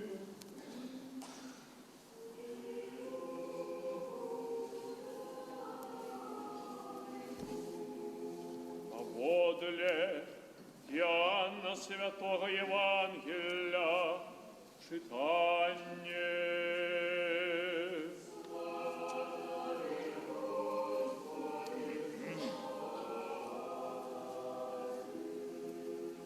Будем уважливими. Сказав Господь юдеям, які прийшли до Його. Правду, правду кажу вам, настає час, да і тепер єсть, коли мертвые почують голос Сина Божого, і, почувши, оживуть. Бо як Отець має життя у самим собі, так дав і Сину життя м'ять у собі, і владу дав йому суд чинить, бо він єсть Сын человечий. Не здивляйтесь этому, бо настає час, коли всі, що в могилах, почують... Ми протягуємо трансляцію со студії Радіо Свобода з сьогоднішньої сумної нагоди поховання народного поета Білорусі Ніла Гілевича. І цяпер я запросив у гэтую студыю мастацтвазнаўцу, культуролага Сергея Харэўскага, каб пагаварыць пра Ніла Сымоновича і у прыватнасці пра такую рэч, як апошні народны паэт, ці проста народны паэт. Вельмі шмат у інтэрнэце асабліва акцэнтуюць увагу на гэтым званні. Нехта згадвае, што гэта номенклатурнае званне. Нехта піша, што любы сапраўдны паэт насамрэч антынародны. А я вось пагадзіўся з думкай Андрэя Дэнько, які сказаў нядаўна на тэлевізіі, што, а ведаеце, а мне падабаецца, што у нас ёсць народныя паэты, і хай бы былі. Гэта як французскія акадэмікі, дзе, калі ў грамадстве падкрэсліваецца іерархія культурных дзеячоў, пісьменнікаў, тых, каго найболей шануюць, тыя мусяць насіць нейкія званні. І нават падумалася мне гэтае слова «народны», якое мела пэўныя канатацыі, канешне, у савецкія часы, яно іх страціла цалкам за гэтыя 20-30 гадоў. Народны паэт Янка Купала ўжо не ўспрымаецца як номенклатурны паэт, так як гэта магло ўспрымацца за савецкім часам. Тое самае тычыцца і Ніла Гілевіча. Народны гэта ёсць падкрэсленая іерархія, а паколькі Гілевіча мы ведаем як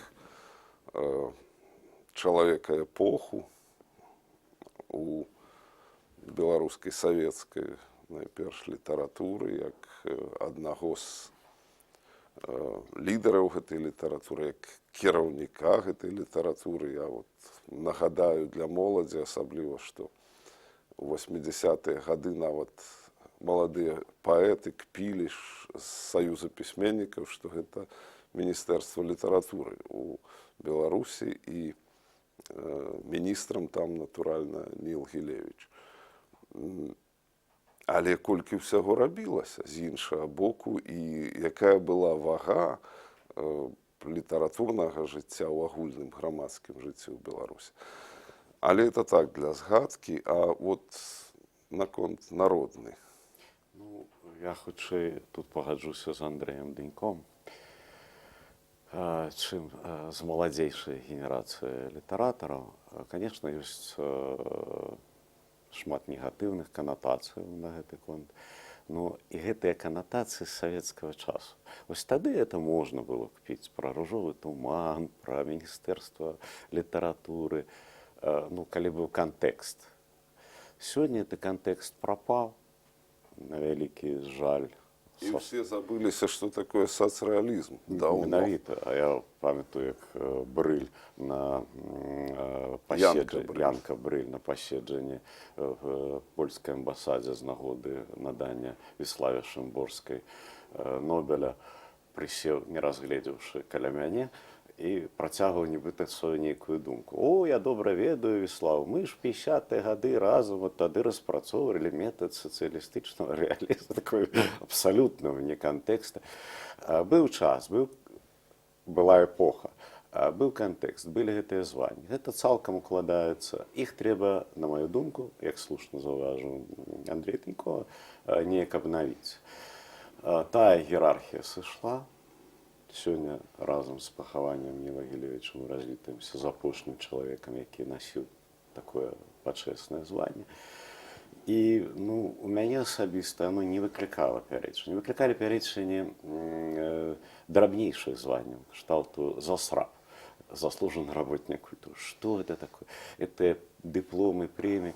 Зараз дэвальвалася шмат што. Нагадаю, што Гілевіч адным з першых атрымаў орден Францішка Скаріна, а зараз іх раздаюць, не маю дамакам.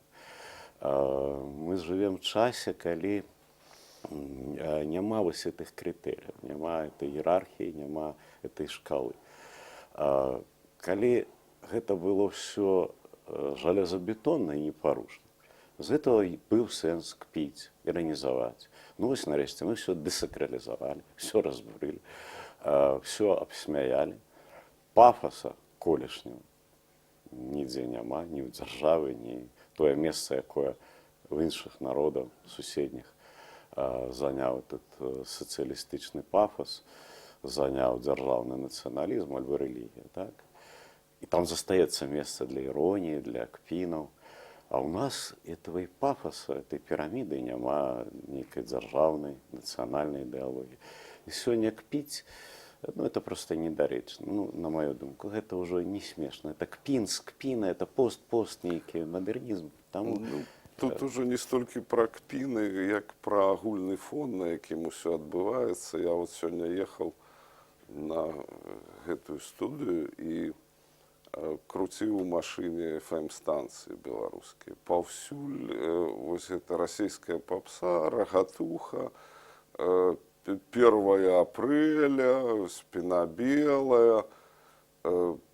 Я думаю, внутренно собраться, все ж таки, подея неординарная. И я абсолютно згодны с тем, что мы проводим сегодня целую эпоху у белорусской культуры и в белорусском национальном житті. А для массового радио, я упевнений, у телеканалах тое самае, недзе паведамілі 30 секунд, што памёр такі. Гэта, я не прэтэндую на то, каб была нейкая жалоба абвешчана, але тым не менш, хоць трошкі стрыманасці, ды хоць бы ведалі пра тое, што адбылося, але на абсалютна масавым узроўні ідзе такое навязлівы прэсінг забудьце. Гілевіча ў 80-е гады ведала ўся Беларусь, да і ў 90-е. І старэйшае сталае пакаленне, сталейшае, ведае яго і цяпер. А от ужо для моладзі ідзе такі пасыл. Чаму сёння няма хоць бы нейкай паведамлення ў школах, у вышэйшых навучальных установах Беларусі пра тое, што адбылося? Я яшчэ большы песіміст за вас, таму што я ведаю, што абсалютная большасць гадаванцаў беларускіх школ, абітурыентаў, вузаў, не ў стане сходу адказаць, што выяўлена на гербе Рэспублікі Беларусь. Што гаварыць пра народ, в якой вобласці Віцебска, яны адказваюць неўпэўнена.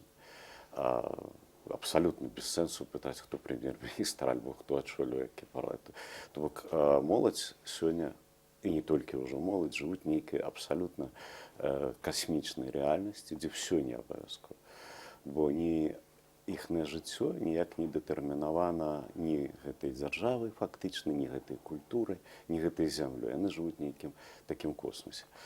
І гэта прыкра насамрэч, таму што мы вядзем тут нават не пра празмерную нейкі пафос, а пра элементарную ветлівасць. Як вручыць кветкі Нобелевской лауреации. Ну, например, просто. Ну, знак элементарной ветливости, элементарной поваги. Помер человек, великий человек, з яким зв'язана ціла епоха. Мусила бути елементарна ветливість, хвилинка ад міністра культури. Ну, так склалася гістарычна за апошнія 20 гадоў, што ветлівасць элементарнай чалавечай мы не дачакаемся.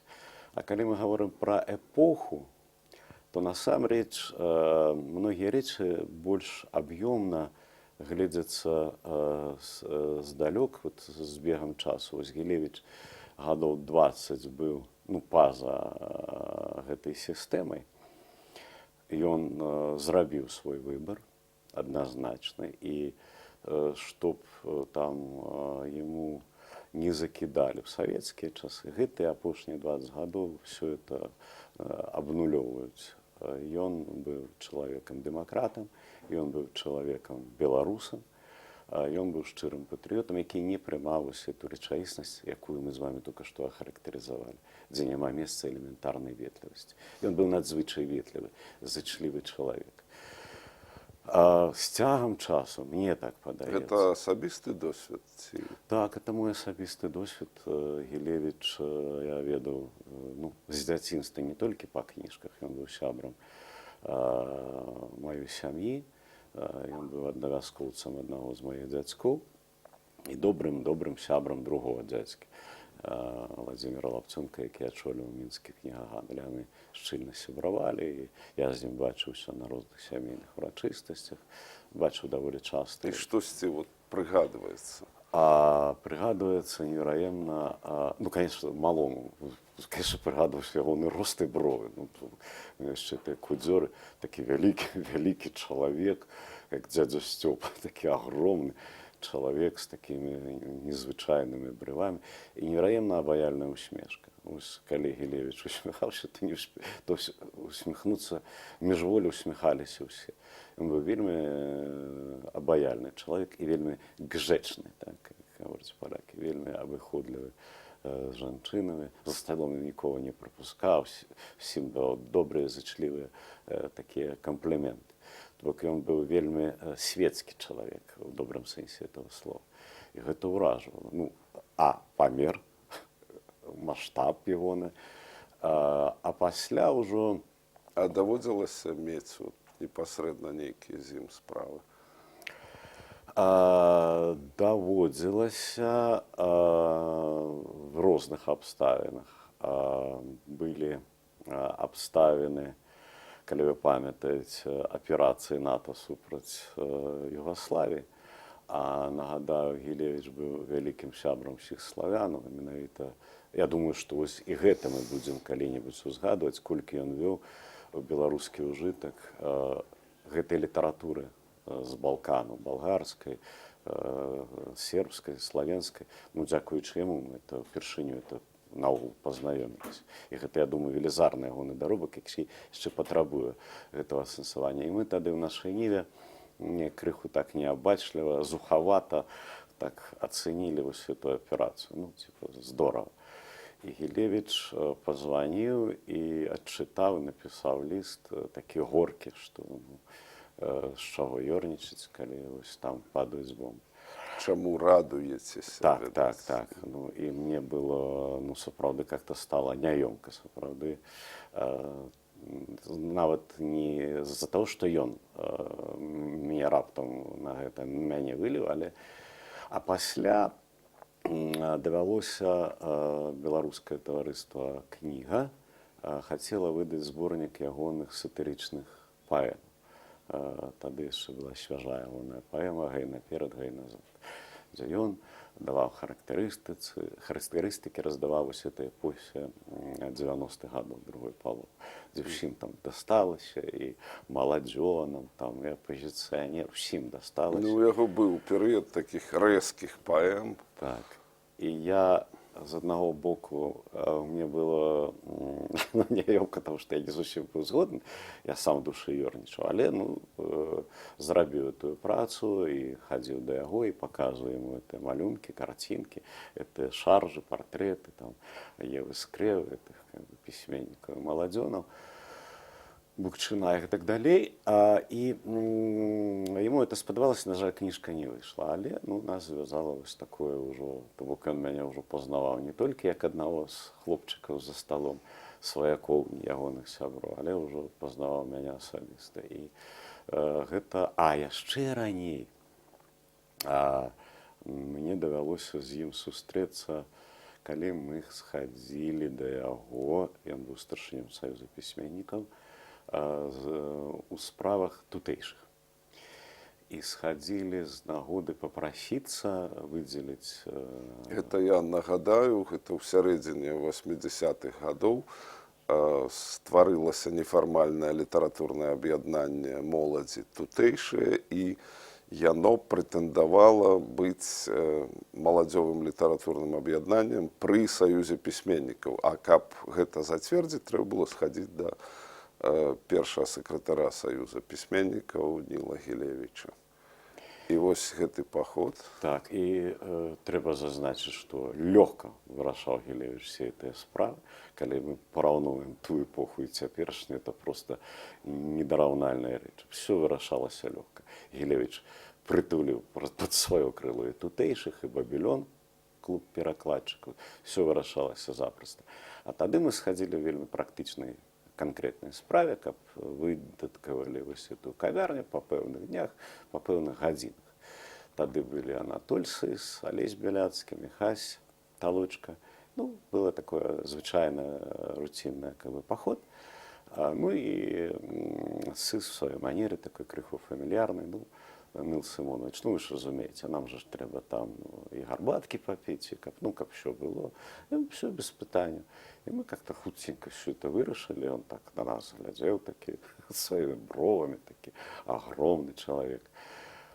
И мы уже худенько, и у нас голос дрыжел. У нас дрыжел Нил Симонович, и голос дрыжел. Пиетет огромный.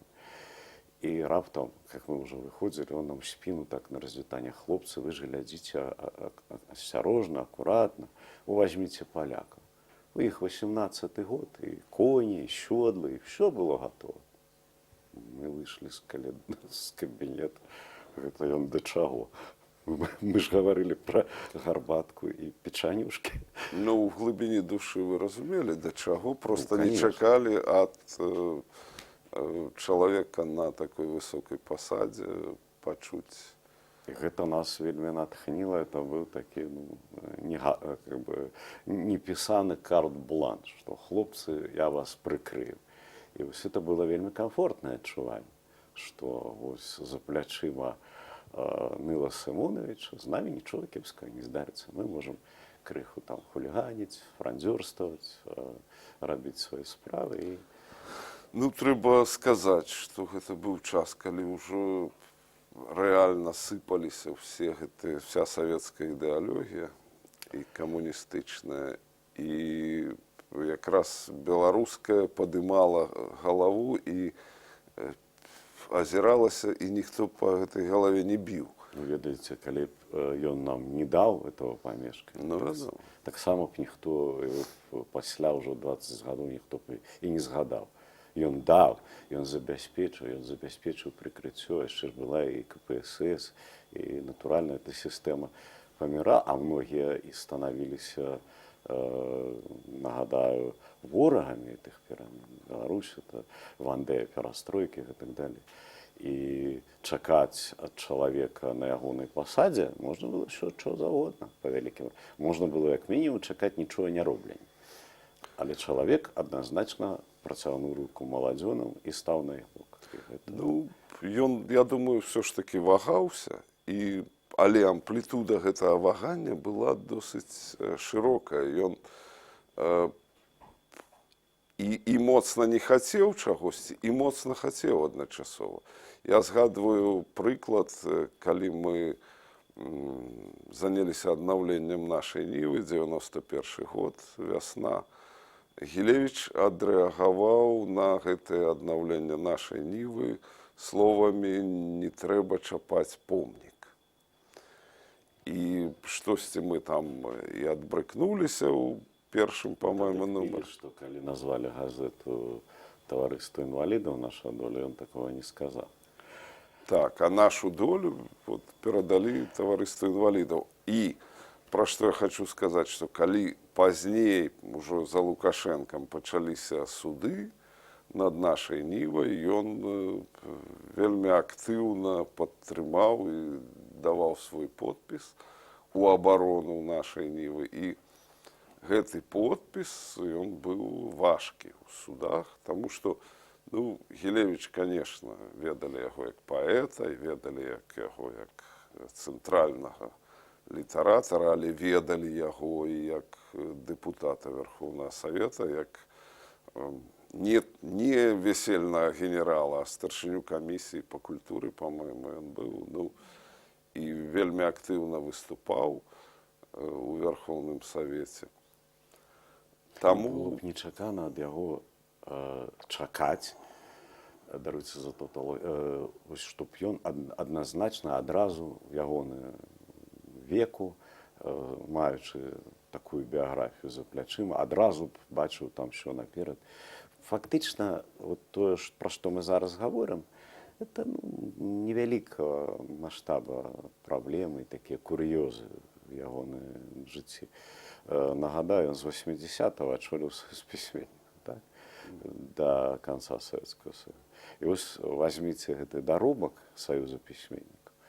Колькі кніжак, якіх і каго выдавалі в гэты час, якімі накладамі, якія мастакі афармлялі гэты кнігі, і на якім узроўні это была беларуская кніга, якую вагу это беларускае слово, беларуская літаратура мела ў тагачасным кантэксце. І не толькі в межах Савецкага Саюза. Это заслуга немалой ступені, я лічу, Ніла Симоновича Гілевіча. І калі мы азірнемся назад, все эти феномены 80-х, вот з 80-го года, пасля смерці Машэра, гэта вот эта бліскучая плеяда, это максімальна, што магла даць тая літаратура в межах савецкай фармацыі была дадзена, это было выдадзена. Ну і тая, і нагадаю, што тады ж там Мальдзіс адкрывае ўсё 18 стагоддзя ў беларускай літаратуры, якога ў прынцыпе не было. Тады ж Караткевіч выходзіць 60-80 тысячнымі накладамі, за якімі палююць бібліяфілы. Тады ж прыходзяць тыя ж тутэйшыя, ну, это десяткі імёнаў, якія сёння ўжо ёсць як бы вітрынай беларускай літаратуры. А ў Полымі, ў Нёмане колькі публікацый. А вот мы бачылі, як было ў 80-е гады, мы бачылі, як было да 80-х гадоў, што была пустка і літаратура была як бы аддзелена ад грамадскага актыўнага жыцця. Пасля мы бачылі 80-е гады, калі літаратура ўвайшла ў грамадскае жыццё і набыла ў ім сваю вагу. Пасля мы жывем у 90-е, нулявыя, десятыя, калі літаратура зноў аддзялілася, вярнулася ў 70-е гады, зноў аддзялілася ад грамадскага жыцця. І, конечно, у нас ёсць тут прэміі Гідровіца, там дэбют, у нас выходзяць кніжкі, прэзентацыі, ну давайте пагодзімся, што гэта не ўключана ў грамадскае жыццё, да і самога грамадскага жыцця ў Беларусі як такога сёння няма. Але я вот пра што хацеў спытаць, можа быць, это не простае будзе пытанне. Назіраючы вот гэтыя змены, актыўным удзельнікам якіх заўсёды, прабачце, быў Ніл Гілевіч, заўсёды быў у цэнтры. А куды гэта ўсё ідзе далей? І якое месца там далей будзе займаць Ніл Симонович Гілевіч? Хай гэта будзе такая футуралогія, фантазія нават. Але што мы бачым там наперадзе? Калі не будуць там наўпроставых рэпрэсій, так, калі хаця б так, як ёсць, то думаю, што адбудзецца в пэўным сэнсе пераацэнка даробку Ніла Симоновича в рэтраспекцыі будзе больш цаніцца, што ён рабіў раней. Это выдатныя бліскучыя кніжкі для дзяцей 60-х, пачатку 70-х, якія чытаеш там сіні дамок, сіні дом. Сёння дзіцёнку пачытаць, ну это выдатная мова, это дзіўная гульня з этой формай, такія 60-е это было, такая смелая. І гэта выдатныя рэчы, якія сёння любому дзіцёнку можна даць пачытаць кніжкі Гілевіча, это адназначна. Я думаю, што мы яшчэ раз азірнемся на ягоны даробак перакладчыцкі, што ён вёў беларускі культурны ўжытак. Класіку, у тым ліку дасацыялістычную, балгарскую, сербскую, македонскую і так далее. Мы, дзякуючы Нілу Симоновичу, там дазналіся пра паэзію Хрыстаботціла, там і іншых аўтараў, з якімі не маглі пазнаёміцца інакш. Я думаю, што вось гэты даробак яго як перакладчыка, а таксама як чалавек, які столькі часу, энергіі і тым ліку і дзякуючы сваёй абаяльнасці чалавечай, незвычайнай, зрабіў для навязання гэтых міжкультурных кантактаў з балканскімі народамі, з Украінай, я думаю, это яшчэ будзе ацэнена. Ну, украінцы это ўжо ацэнілі, так? Ему далі там немало прэміяў і ўзнагародаў. Украінцы это ацэнілі. Я думаю, што блізкі той час, калі мы і так на яго паглядзім, сёння, ну, і беларусы ацэняць. Конечно, таму што гэта ён вёў это ўсё ў наш ужытак культурны, наш даробак. І як навуковец падзабытая ягоная тэма, ён пісаў, яго ж дысертацыя была пра маладнякоўцаў. І да сёння тое, што ён зрабіў як навуковец, яно не страціла актуальнасці, калі там які-небудзь Віктор Жыбуль што-небудзь піша пра тую пару. Ну, конечно, Ніл Симонович будзе адным з... І тое, што ён зрабіў для беларускай навукі, літаратуразнаўства, мовазнаўства, таксама, я думаю, будзе ацэнена. І калі мы вот все гэта ацэнім вот разам, перад намі стане, ну, такі чалавек-карабель, які на сваіх плечах нёс так шмат розных важных справ. Яму была справа і дашкольніцтва, ён браў удзел у распрацоўцы і школьных праграм 80-е і пазнейшыя гады, і адзін са стваральнікаў таварыства беларускай мовы. І то бок вось так в рэтраспекцыі. По-моему, ініцыятар стварэння таварыства і першы кіраўнік таварыства беларускай мовы. Я думаю, што калі мы возьмемся пералічваць, то гэта будзе вельмі доўга і сапраўды, відаць, будзе пераацэнка ўсяго гэтага. Можа быць, штосьці адсеецца, можа быць, нешта наадварот выпукліцца з таго, што мы сёння не заўважаем. А я нагадаю, што мы гаварылі сёння ў студыі Радыё Свабода пра народнага паэта Беларусі Ніла Симоновича Гілевіча, з якім сёння развітваецца Беларусь, развітваецца беларуская інтэлігенцыя. Не з ягоным даробкам, не з ягонай спадчынай, а з ім як з чалавекам. І сёння пра Ніла Гілевіча ў гэтай студыі мы гаварылі спачатку з маім калегам, журналістам і падарожнікам Змітром Бартосікам і з мастацтвазнаўцам, культуролагам Сергеем Харэўскім. Он стал классиком при житті. За 70 годов литературы Нил Симонович выдал каля 100 книг. В апошние годы народный поэт своим коштом одрукаваў збор твораў 23 команд.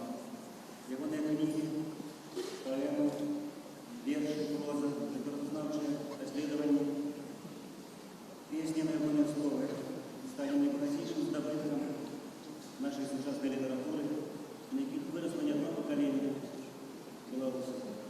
Як укладчык быў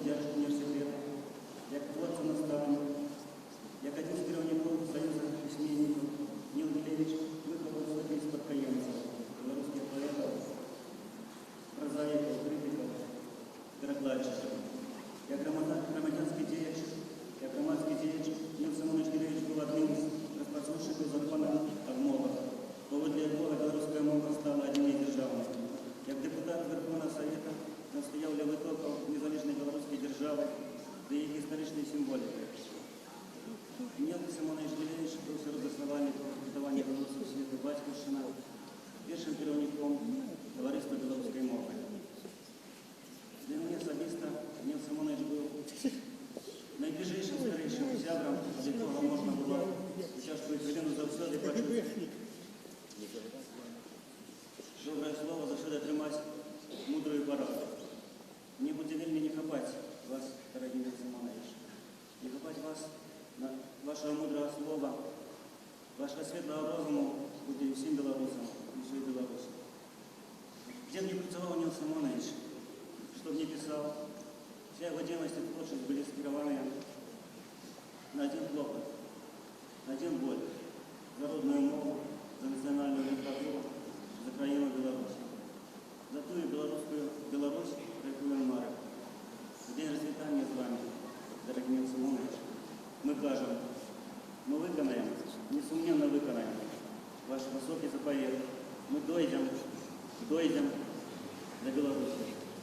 Беларуси вашей и нашей матери. Светлая память великого сына Беларуси, гения национальной литературы Нила Смиловича Гилевича будет завсюду жить на наших сердцах. Вечная память. А зараз развитальное слово проводит наиближайший сябр Нила Смиловича.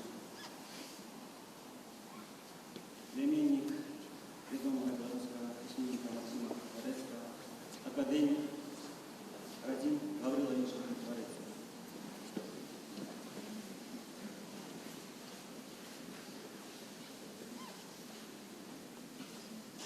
Дорогие Симонович, дорогие родные Гилевичи, шановне господарство, сёння Беларусь згубила одного з выдатнейших наших діячоў беларускай культуры і літаратуры.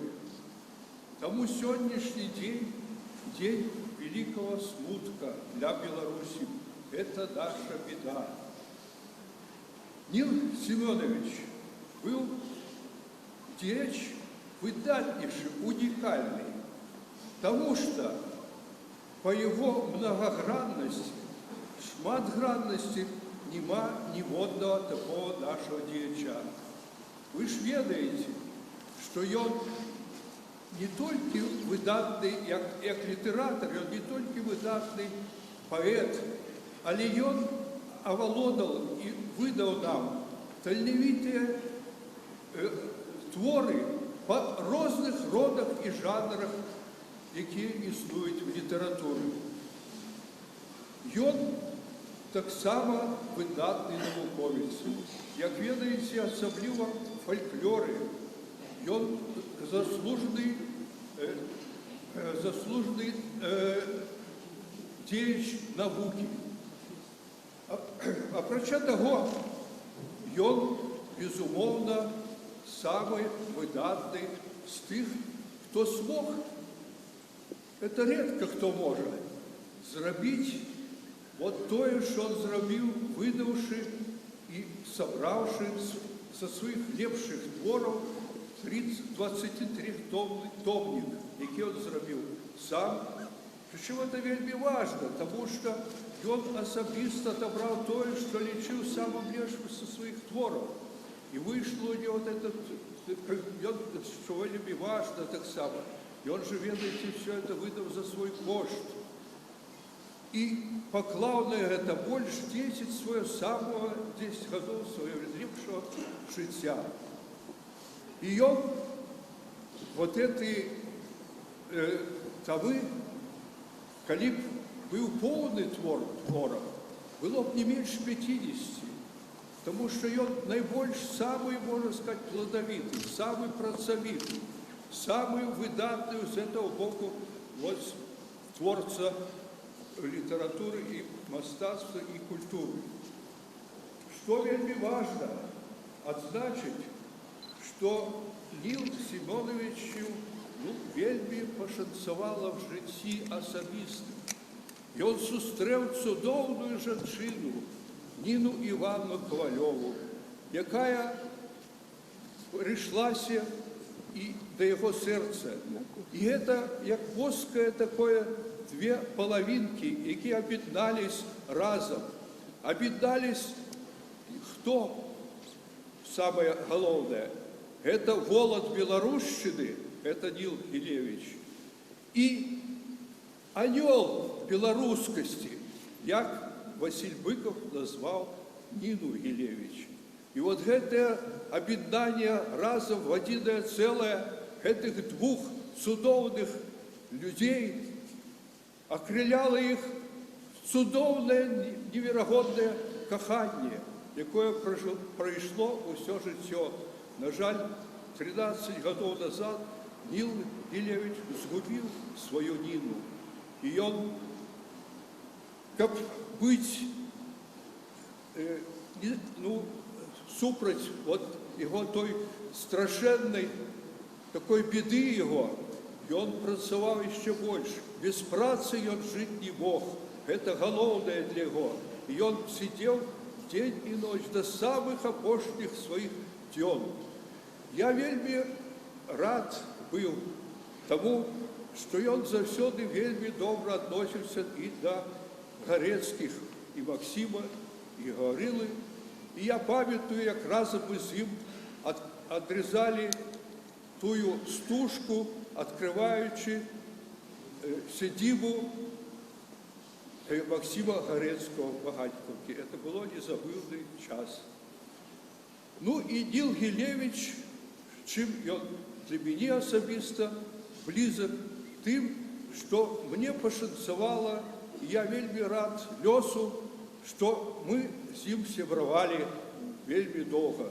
На жаль, у мяне от гэтыя гады бліжэйшыя загінулі, пакінулі гэты свет два моих найлепшых сябра. Это Бураўкін і зараз Ніл Гілевіч. Маё сэрца стогне, моя душа плаче, але я ведаю і згоден, і думаю, што тут Ніл Гілевіч наш прав у тым, што ён, як ён казаў, жыву паміж роспачу і надзеяй. І самае галоўнае, што ён казаў, надзея ніколі не пакіне нас. Надзея, яна жывець у нас. І я аптыміст. І ён не сумнеўся у тым, што мы дажывем да сапраўднай Беларусі. І таму яго спадчына наша, для нас велізарны здабытак. Яго спадчына дазволіць доўга асэнсоўваць і думаць і дапамагаць нашаму жыццю. Таму я хочу сказаць, што пакуль жыве Беларусь, будзе жыць спадчына Гілевіча. І жыве Беларусь, і жыве спадчына і творчасць Гілевіча. На все жыццё. Дякую.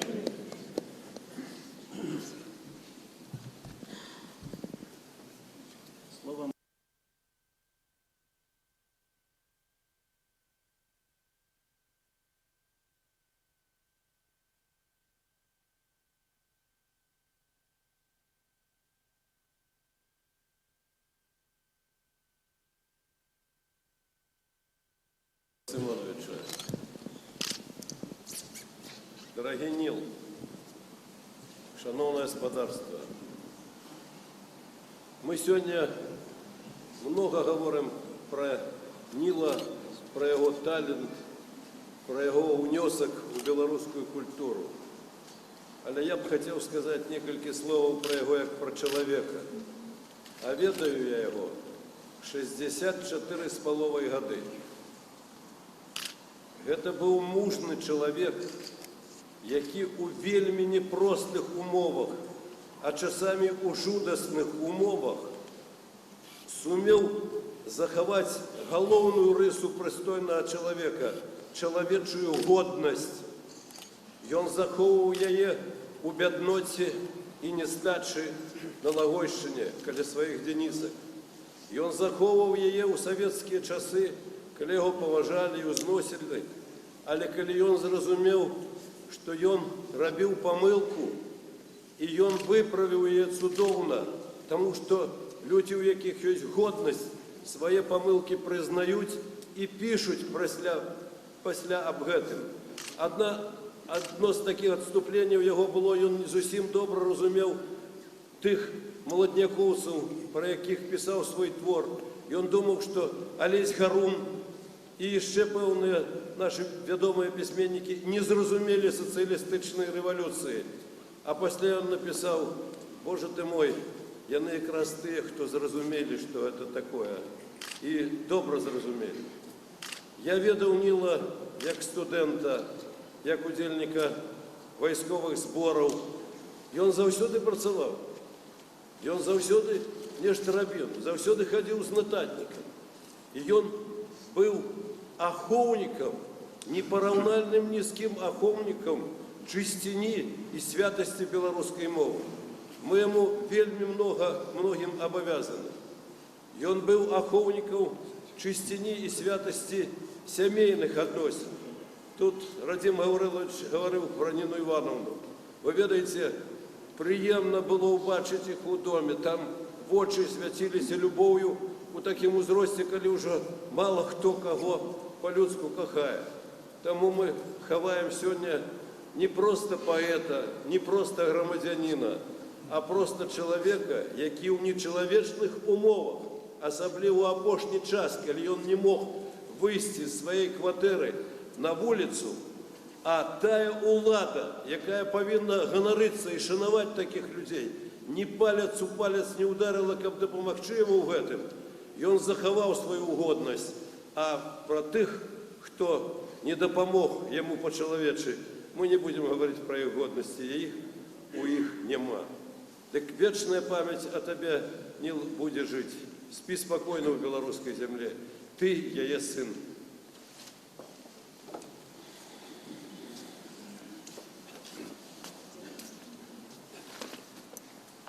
Розвітальне слово промовить однокурсник Ніла Симонович, шматгодовий сябра, поплечник, поэт, лауреат Державної премії Білорусі Анатолій Ильич Вертинский.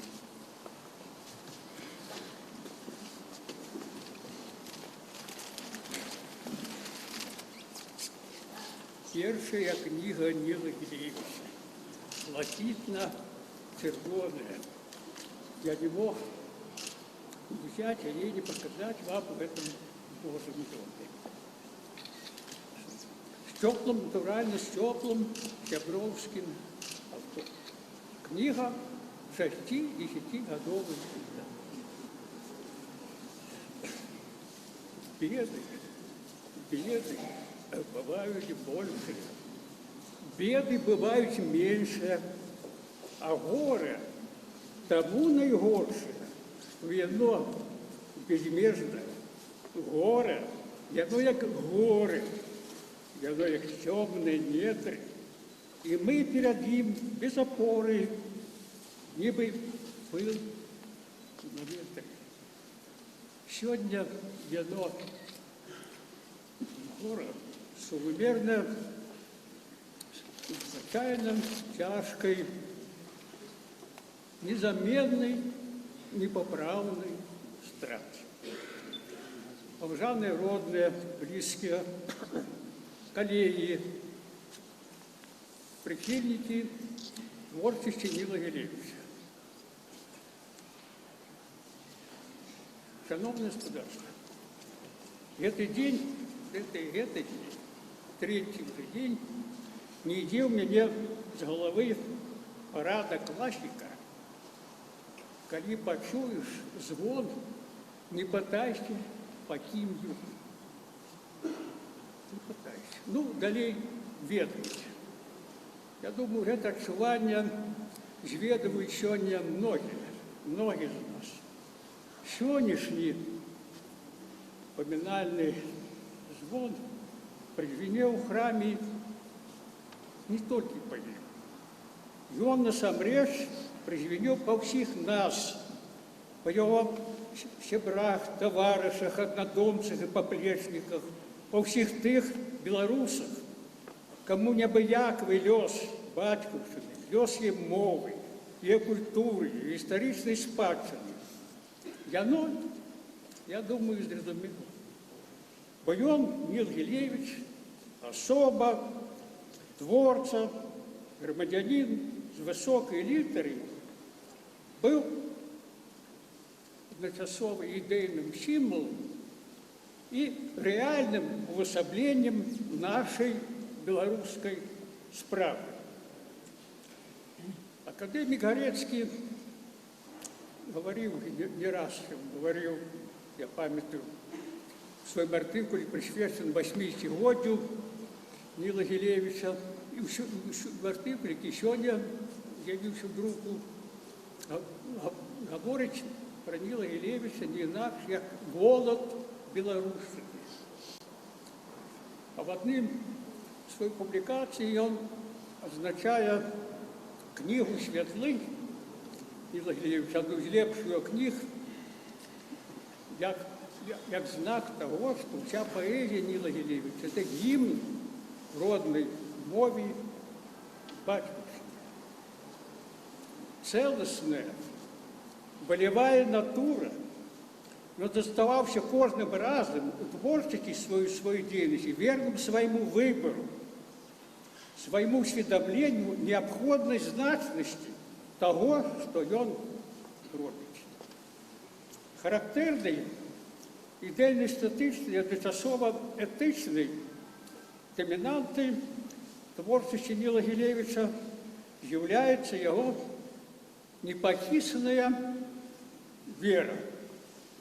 Вот. Одну з своїх книг, до речі, зборник артикулу, він так і назвав «У это вера».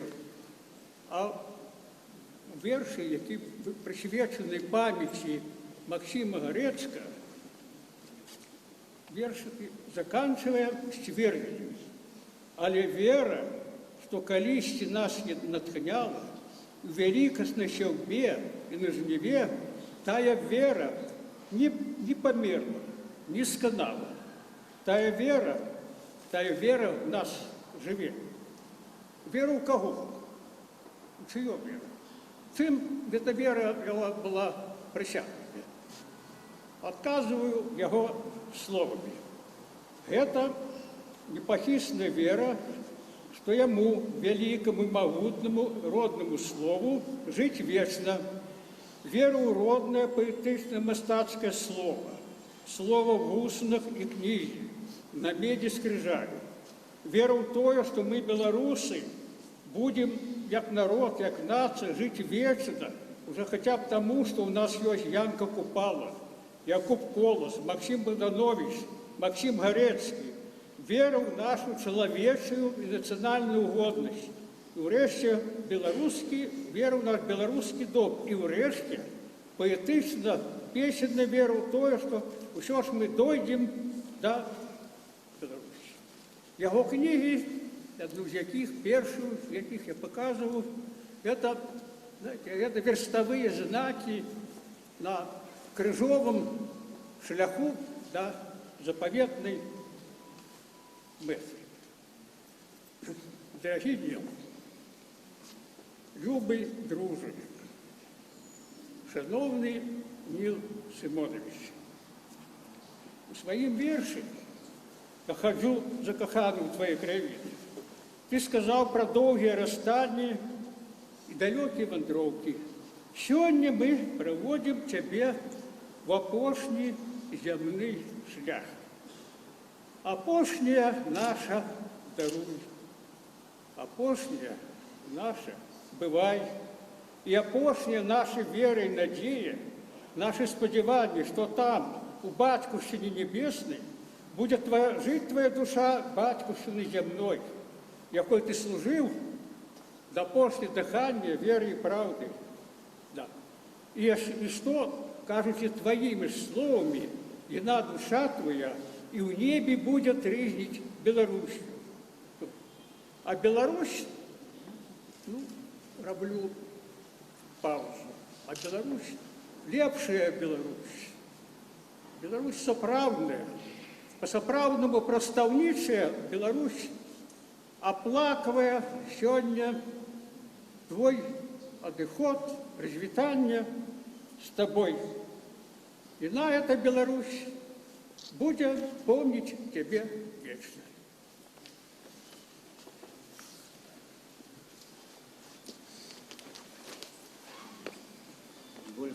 років свого життя Ніл Симонович віддав праці на своїм родним філфаку. Слово має декан філологічного факультету Державного університету Іван Семенович Провда.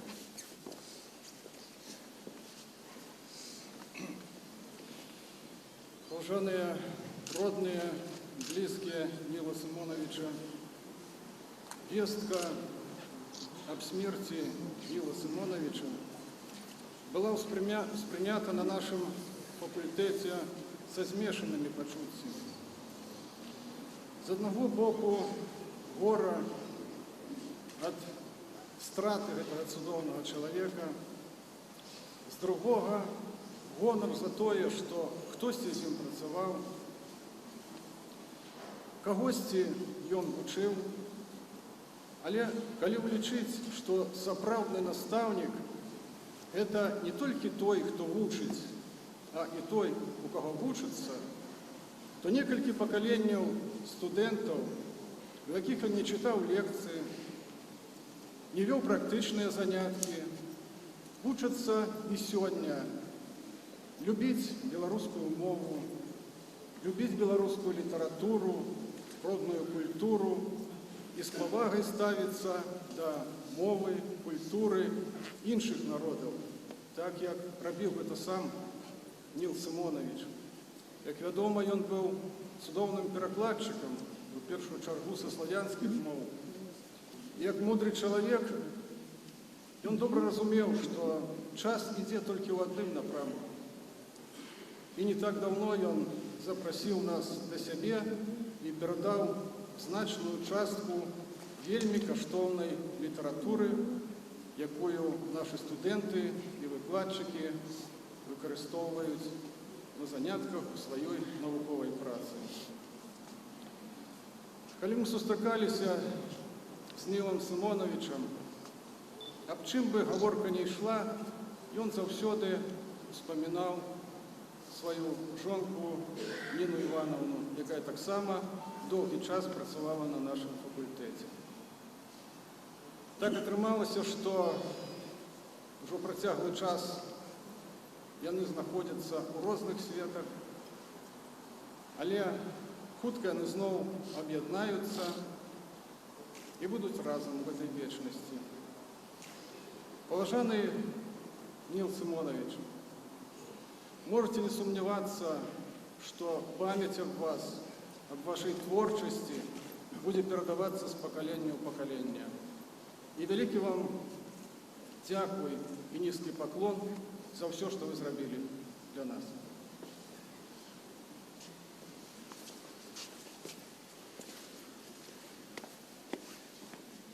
Мы ведаем Ніла Симоновича як найперш як народного поэта, любимого белорусами, але ён быў таксама і навукоўцам, які пакінуў глыбокія даследаванні і літаратуры беларускай, і фальклору. Ён быў сапраўдным акадэмікам. І таму наступнае слово даецца дырэктару Інстытута літаратуры імя Янкі Купалы Нацыянальнай акадэміі навук Івану Васильевичу Саверченко. Дорогие родные, поважанные сябры, уже третий день у Национальной академии наук смуток, жаль, и кіраўніцтва Академии наук, и звычайные супрацоўнікі, аспиранты и лаборанты смуткуют, даведавшися про эту сумную новину. Ніл Симонович Гілевіч – гэта быў інтэлектуал, гэта быў вучоны, гэта быў сапраўдны майстар слова. Неяк разважаючы, думаючы пра свой лёс, пра сваё месца ў жыцці, у зямным жыцці, у жыцці краіны, Ніл Симонович зазначыў. І па самай вялікай мерцы мне ўжо ясна, што да труны данясу я не шмат у сэрцы. Жыта, сосны і валуны. Усе, хто разумее мову паэтаў, выдатна усведамляюць, што ў гэтых трох словах жыта, сосны, валуны зашифраваны мары надеи и вера поэта. Нил Симонович марив об тим, как белорусская нация стала полновартостным субъектом славянской, европейской и сусветной культуры. И он не только марив, он штодня, месяц за месяцем, год за годом и десятигоддя за десятигоддям працаваў дзеля гэтага. Ён стварыў шэдэўры нацыянальнай паэзіі. Ён стварыў выдатныя кнігі, якія сапраўды ўвайшлі ў скарбніцу сусветнай мастацкай літаратуры. Нил Симонович меў надзею, што Рэспубліка Беларусь, наша краіна, стане па-сапраўднаму незалежнай і суверэннай дзяржавай, дзе будзе панаваць закон, справядлівасць, спагадлівасць і гуманнасць. І ён не толькі меў надзею, як парламентарый, ён вельмі шмат зрабіў для гэтага, каб наша дзяржава сапраўды заняла і належнае месца і стала гуманнай і справядлівай. І Нил Симонович, конечно, верыў у тое, што беларусы будуць нарэшце жыць заможна, што беларусы будуць гаспадарамі на сваёй зямлі, дбаць пра свае палі і лясы, аберагаць сваю культуру духоўную і матэрыяльную. Нил Симонович сапраўды зрабіў для Беларусі неверагодна шмат. І няма сумневу, што яго імя, як імя Кірыла Тураўскага, Францыска Скарыны, Вінцэнта Дуніна Марцінкевіча і Багушевіча, Купалы Коласа і Богдановича застанецца ў народнай памяці на вякі. Яго імя будзе ў школьных падручніках, у анталогіях і хрестоматиях.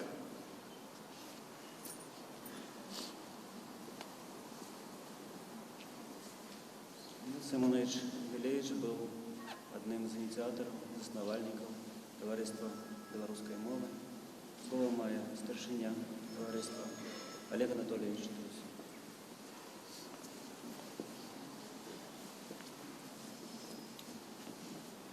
Шановне господарство, сьогодні у нас не просто день.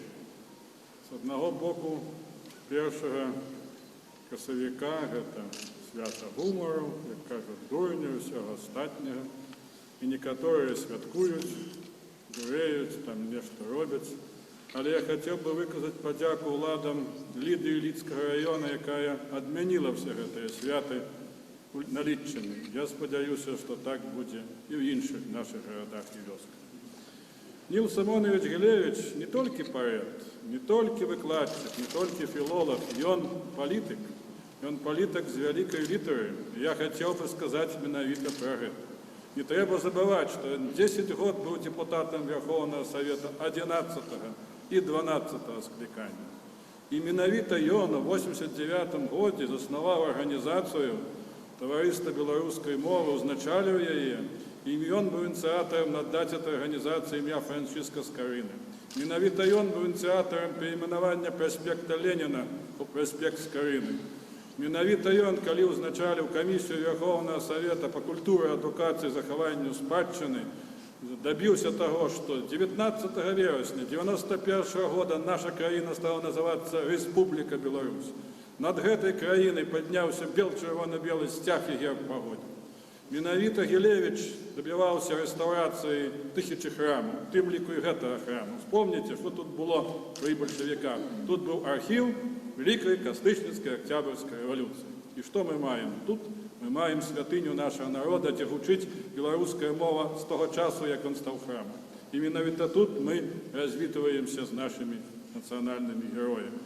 І менавіта тут мы бачым Ефрасіню Полацкую з нашым славутым крыжам, І менавіта Гілевіч быў ініцыятарам пошуку гэтага крыжа. І ён таксама спрыяў таму, каб зрабілі копію гэтага крыжа. І я не сумняваю, што крыж ёсць і вернецца на Беларусь, калі мы дойдзем да Беларусі, да якой так хацеў дайсці Ніл Сымонович. Сёння тут прысутнічаюць шматлікія сябры таварыства беларускай мовы, якую ён заснаваў. Зараз нас 6238 человек, а это немало у наши непростые часы. Тут присутничают делегации из Лиды, Могилева, Гомеля, Менска и інших белорусских городов, которые приехали развітаться своим первым кіраўніком. Ну и, конечно, славутая позиция в Верховном Совете возникла таксама з дапамогай Гілевіча, бо менавіта таварыства беларускай мовы прайшло 13 депутатаў Верховного Совета і некалькі сотняў депутатаў Мінскага гарадскога, Гродненскага, гэтак далей. І менавіта гэтыя людзі аб'ядналі вакол сябе іншых, і мы прынялі нашу Конституцию 15 сакавіка 1994 года. Дзякуючы трохгадовым змаганню наша мова стала адзінай дзяржаўнай мовай у нашай краіне. І, конечно, я думаю, што будуць і вуліцы імя Гілевіча, будуць і помнікі, будуць і іншыя знакі, но самым галоўным знакам у гонару нашага вялікага паэта гэта мова. І я заклікаю всех прысутных не забывацца, што толькі мова, за якую ён змагаўся і аддаў сваё жыццё, можа выратаваць Беларусь. Нішто нас не аб'яднае, акрамя мовы. Таму супраць нашай мовы змагаюцца 350 гадоў. І злева, і справа, і з поўначы, всякія нам падкідваюць тут моманты. Но Гілевіч яшчэ ў 73-м годзе, калі было вельмі цяжка, калі былі чарговыя рэпрэсіі супраць беларускіх патрыётаў, у Ліме напісаў артыкул в абарону беларускай мовы і заўжды яе бараніў. Таму хай земля будзе пухам і хай жыве спрадвечна наша славутая, пявучая беларуская мова.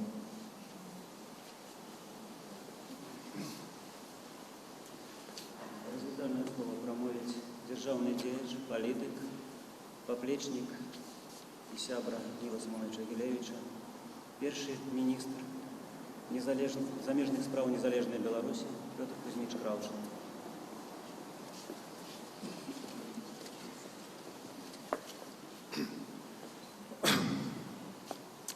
Уважаемый Сергей, дорогие родные и близкие Ніла Симоновича, шановна громада, я довго думав, які поетичні слови можна сьогодні було б узяти у якості девіза життя, діяльності і праці Ніла Симоновича Гілевича.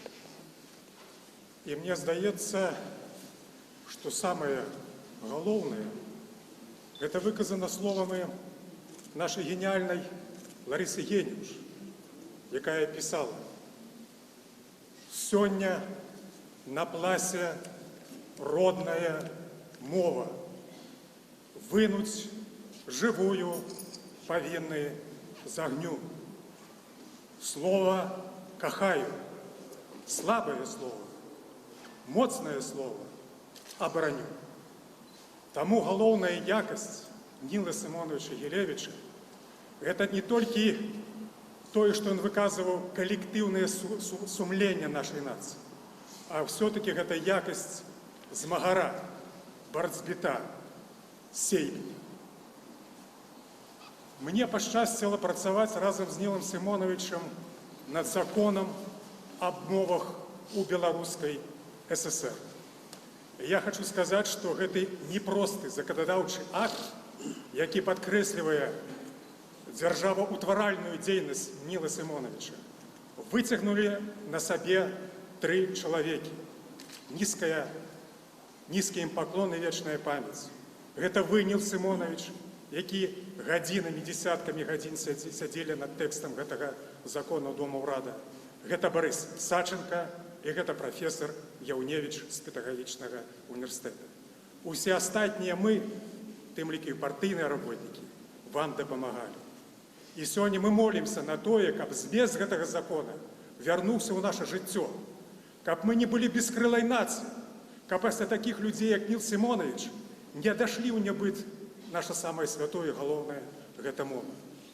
Мне пашчасціла сустракацца з многімі дзяржаўнымі дзеячамі свету, у тым ліку Сербіі, Балгарыі, Македоніі, Харватыі.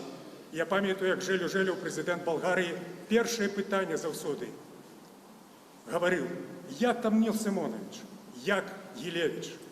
Братняя Балгарія вельмі высока ацэньвала не толькі паэтычны, але і перакладчы талент Ніла Сімоновича.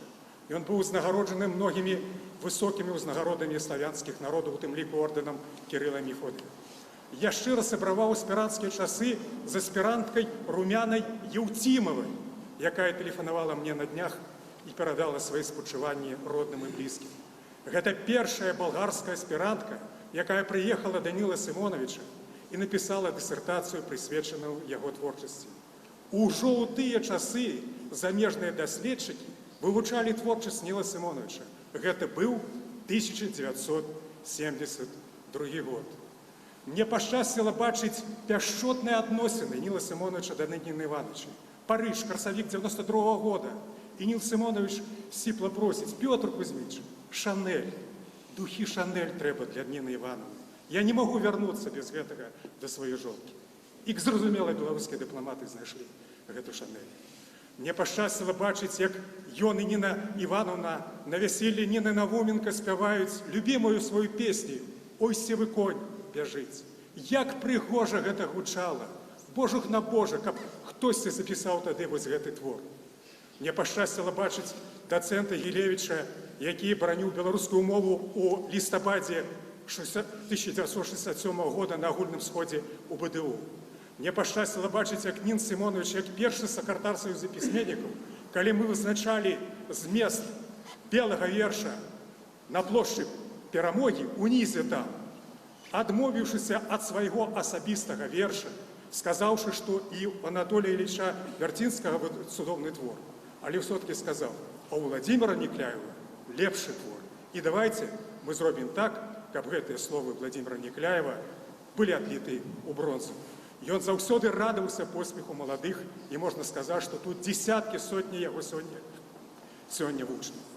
Я хочу сказаць, што Ніл Сімонович змагаўся з русафобіяй, з ворагамі беларушчыны. І зноў той жа Ларысы Генеўш ёсць такія словы, якія сёння прымальны і адлюстроўваюць агульны настрой нашай нацыі. Плач.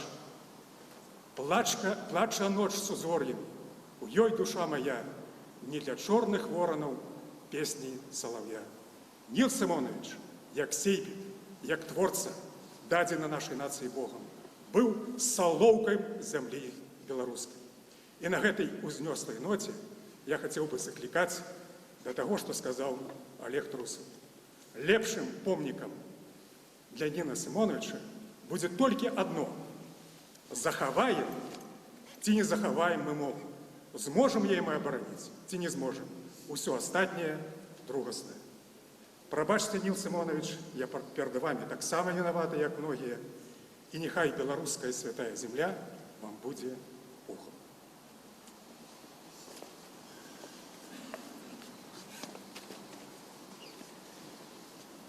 Ніл Сімонович Гілевіч захаваў светлы розум, ясны розум да сваіх апошніх дзён, і да апошніх дзён сваіх ён працаваў.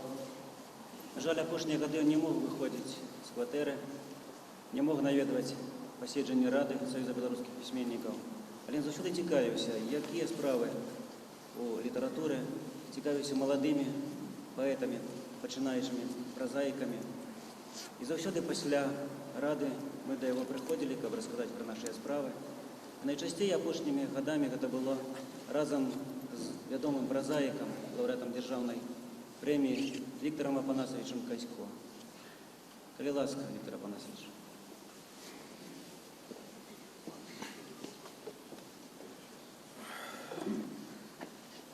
Ён быў, але не толькі быў, сапраўды народны пісьменнік, чалавек глыбока народнага характару. Ён жыў, служыў і пакутаваў Беларусі мове і літаратуры да сваёй апошняй хвіліны. І народнасць яго была арганічная. Калі я яго спытаў, ну вот зайшла гаворка пра жыццё і смерць, ён сказаў: «Баюсь толькі аднаго, каб не памерці зімою.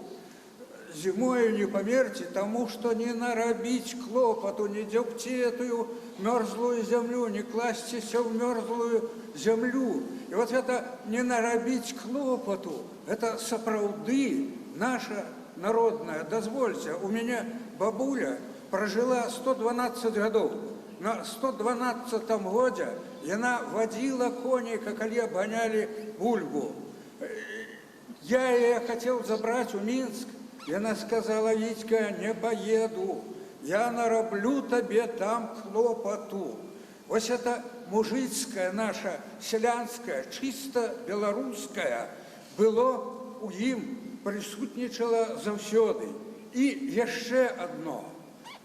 На наших пророках, на наших великих людях лежит адбітак, нейкі Божий промысел, адбітак Божай благодаті.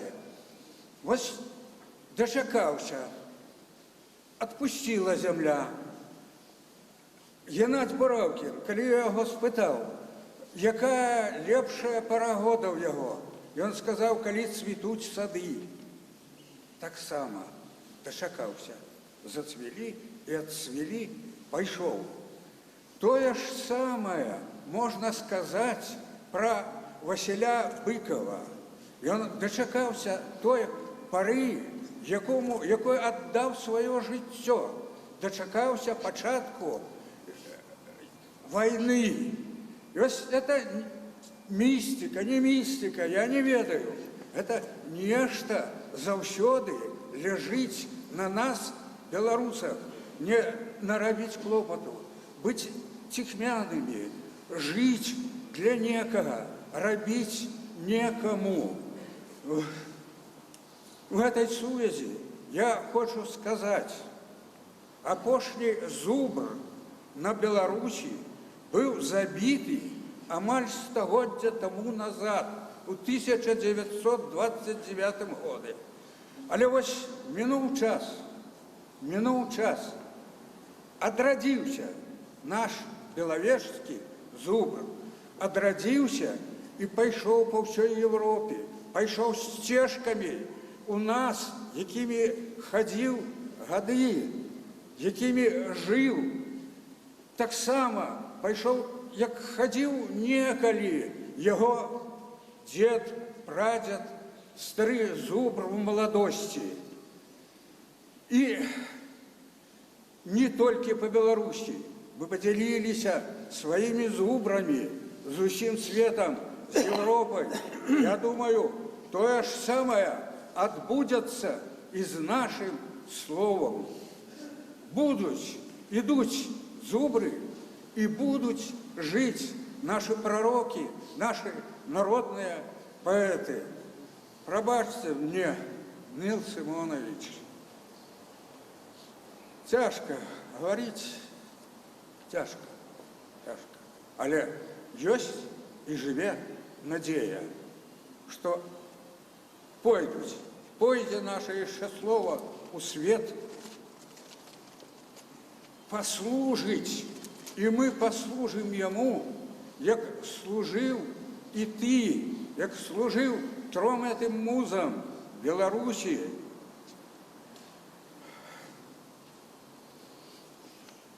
Матчиной мове литературы.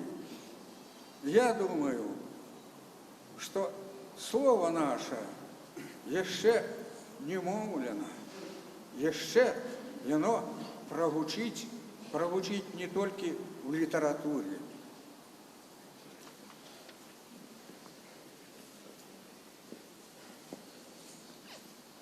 У Ніла Симоновича было шмат сяброў, якія хацелі развітацца з ім і хацелі прамовіць слова. Але, на жаль, мы абмежаваныя ў часе. Развітанне працягнецца на кальварыстых могілках дзе будзе пахаваны Ніл Симонович. А наш затым грамадзянская паніхіда заканчивается. Дякую, вялікі Ніл Симонович, за то, што вы зрабілі для нас усіх, для Беларусі. Будзе жыць беларуская мова і жыве Беларусь. Жыве.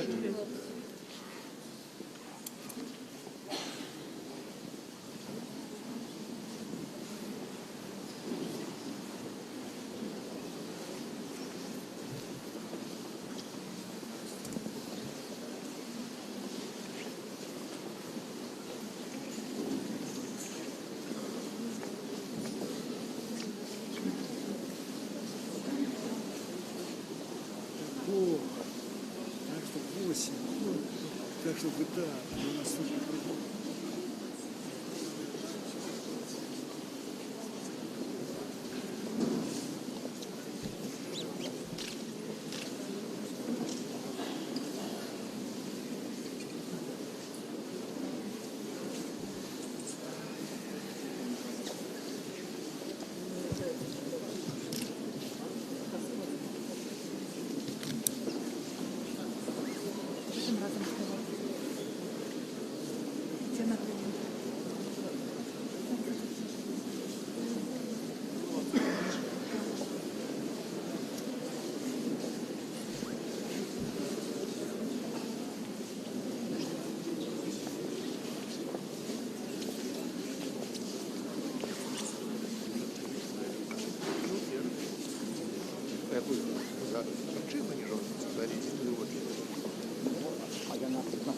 На здоровье, она женщина, пригодует.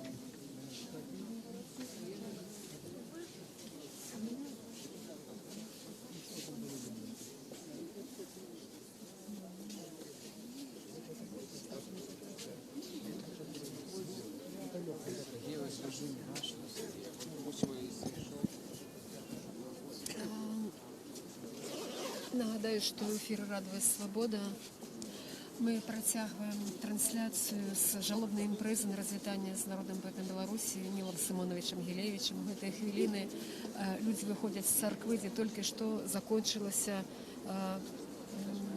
громадянська паніхіда, а перед гэтым була служба на супокой душі померлого. Як ті, хто глядить нашу трансляцію, тієї початку, бачили, чули, певне, виступлення відомих в Україні людей, політиків, громадських діячів, ті, хто ведали, сябравали з Нілом Симоновичем, хто з ним працювали у Верховному Совєті, хто з ним працював з ним у філологічному факультеті Белдержуніверситету.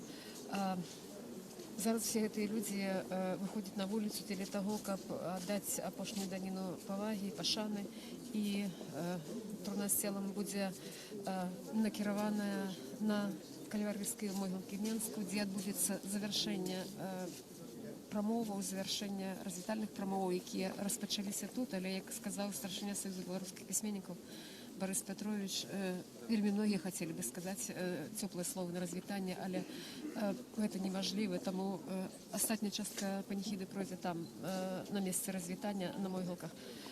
В гэтай хвіліны вот заканчивается поток людзей, які быў у царкве. Вельмі шмат людзей зараз знаходзіцца на двары царкве Петра і Паўла. Паглядзім, як адбываецца вынас труны і апошняе развітанне.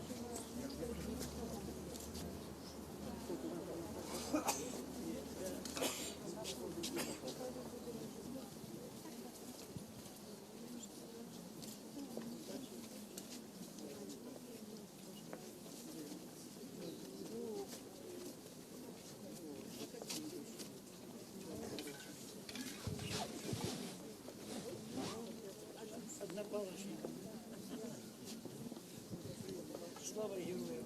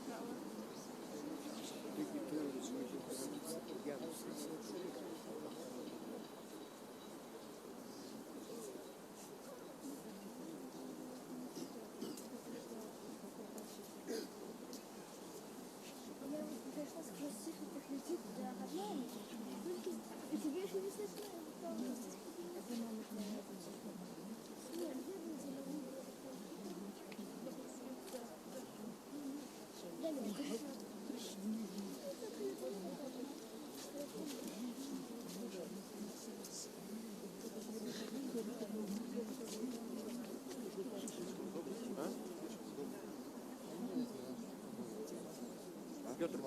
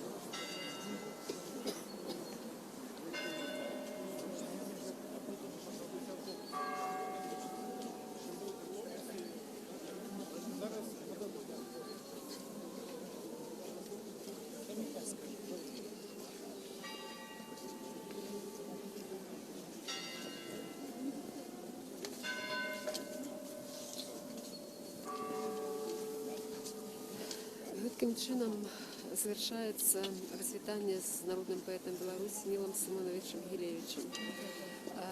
Зараз заканчивается уже выйсці людей з церкви після жалобної літургії, після громадської паніхіди. Труну ставять у машину, яка накерується у апошній шлях. Тіло Ніла Симоновича Гилевича буде поховане на кальварійських могилах Менську, де ще відбудеться закінчення жалобної громадянської паніхіди. Ніла Симоновича Гилевича ховають під біло-червоно-білим стягом і під спів, молитовний спів «Могутний Боже». На гэтым Рада Свобода завершае прямую трансляцию. Нагадаю, что с вами была Галина Бакунчик. До наступных встреч.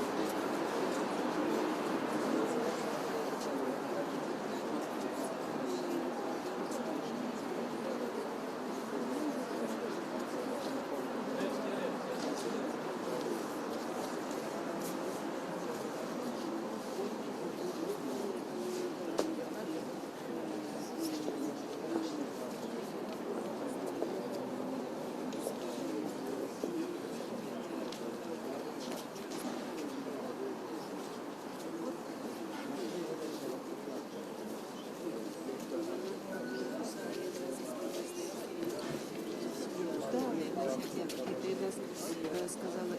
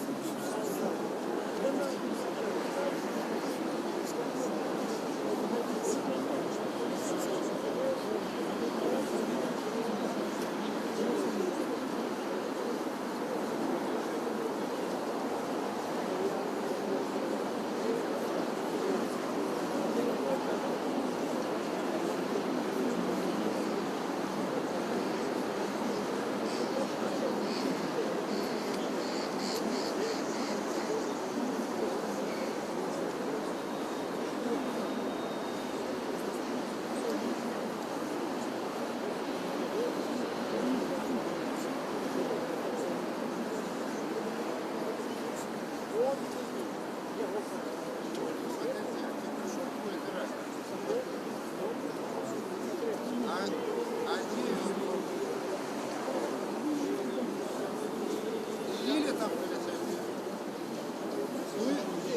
Сади, дурак.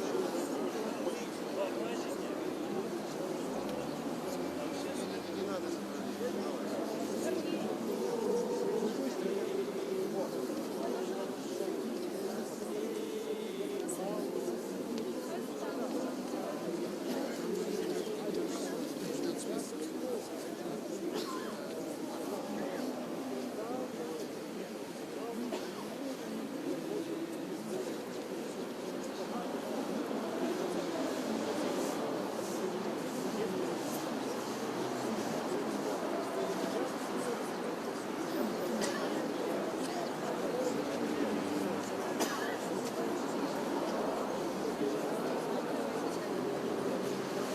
Ну,